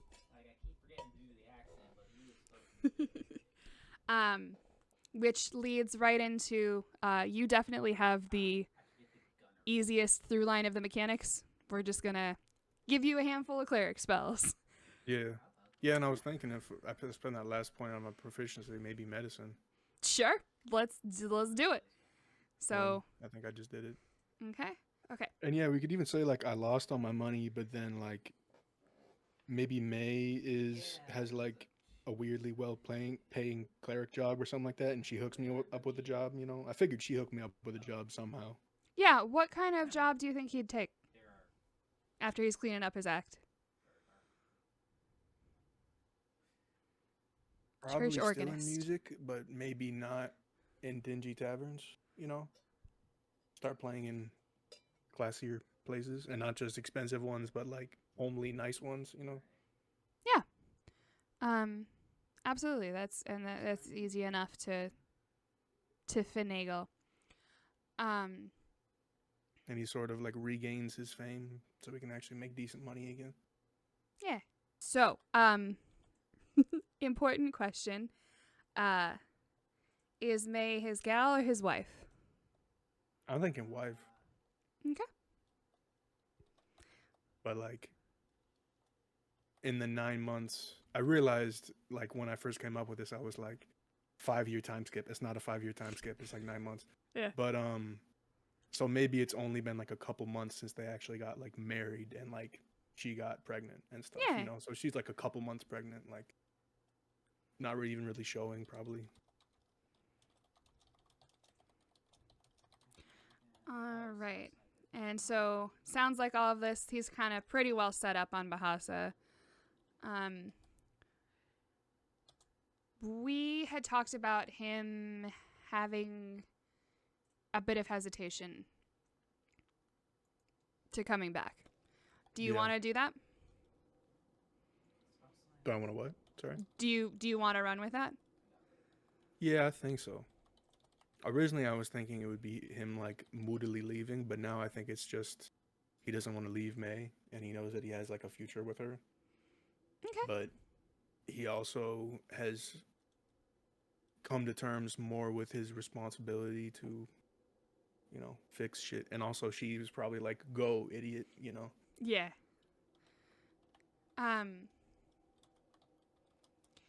So obviously, Leo doesn't know it's going to be 9 months, right? He's told it's going to be a while. He goes off, does his own thing. Where do you think he is when he gets that call 9 months later? Like, what do you want his opening to be? I don't know. I'm picturing it. He has like a well-paying job and like a nice bar, or like just maybe he's just like traveling musician type shit, but he wouldn't be traveling very far, just like sort of a like a what's it called, a Gig musician. Just bounces around the bars and yeah, but restaurants around town. also what's it called when you get like a comedian in like Vegas? Residency. You know what yeah. So he's got like a residency, you know? Okay. Very nice. Because I'm picturing he has like a house with May, and they're like trying to live that white picket fence life, you know? As much as you can in a city ship. Right. So then my specific question is, like, the moment he gets the call, what's he doing? Like, as an example, Caesar, this small spoilers, Caesar is going to be, like, about to start a fight. Shion is in his office working on coordinating some things. What's Leo doing? Maybe like making dinner with his wife. Because that puts him in a good position of like, I don't want to fucking leave, you know, like this is the life I got right now, you know? Mm-hmm. All right. And like I said, I mean, is all of Bahasa like high rises? Like there's not really houses? No, because it's flat, there's farming and 2 high rises, and then like 95% of the populace actually lives basically underwater. Right, So- but what's the actual housing like? Is it all apartments type shit? No, it's more like a townhouse. So there's like a little kind of pseudo yard in front. Right. There are streets. Right. Yeah, that's what yeah, just like as much of a white picket fence house can be in Bahasa. Yeah, absolutely. All right. Now I got to decide. I have a fun conundrum here deciding how to wrap all this back in. Good enough. All right. Any final questions, comments, concerns, anything you would like to mention before we wrap up for the night? This is going to be a very amusing return. Only You're that awesome. That's the only and- note. All right. Well, if anyone has questions, I think Manny has some stuff to get back to me about. We're going to do a little more talking. I think Jim and Edward, we should for the most part be done. But if there's anything you want to add or, story bits you want to talk more about, just shoot me a message. All right. Cool. Y'all are awesome. I'm really looking forward to this next stretch. I think it's going to be fun. It's going to get weird. The Astral Sea is going to get weird.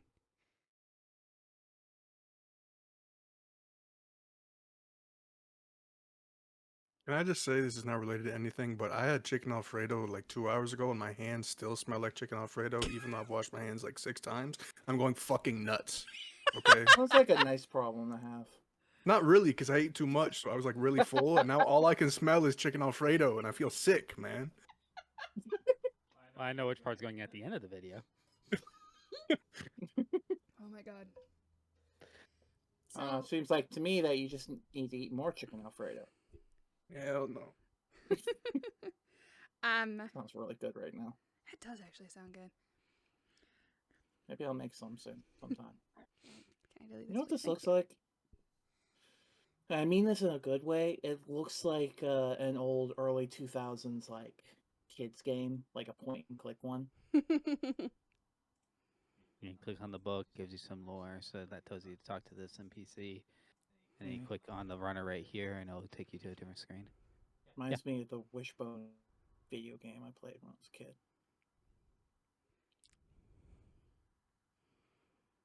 Which one was your favorite?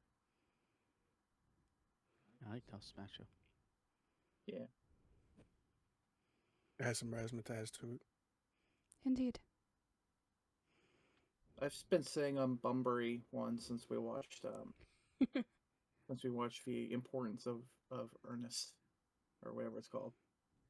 Importance of being earnest. Yeah. I guess my me sitting my fat ass down in my chair was enough noise because the Discord said, "Hey, your mic's muted." Also,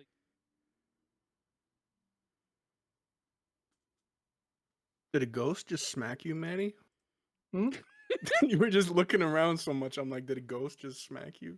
I guess I was looking for my rice cakes because I'm like, I know I opened one, but I guess I just put it back up where it's not supposed to be.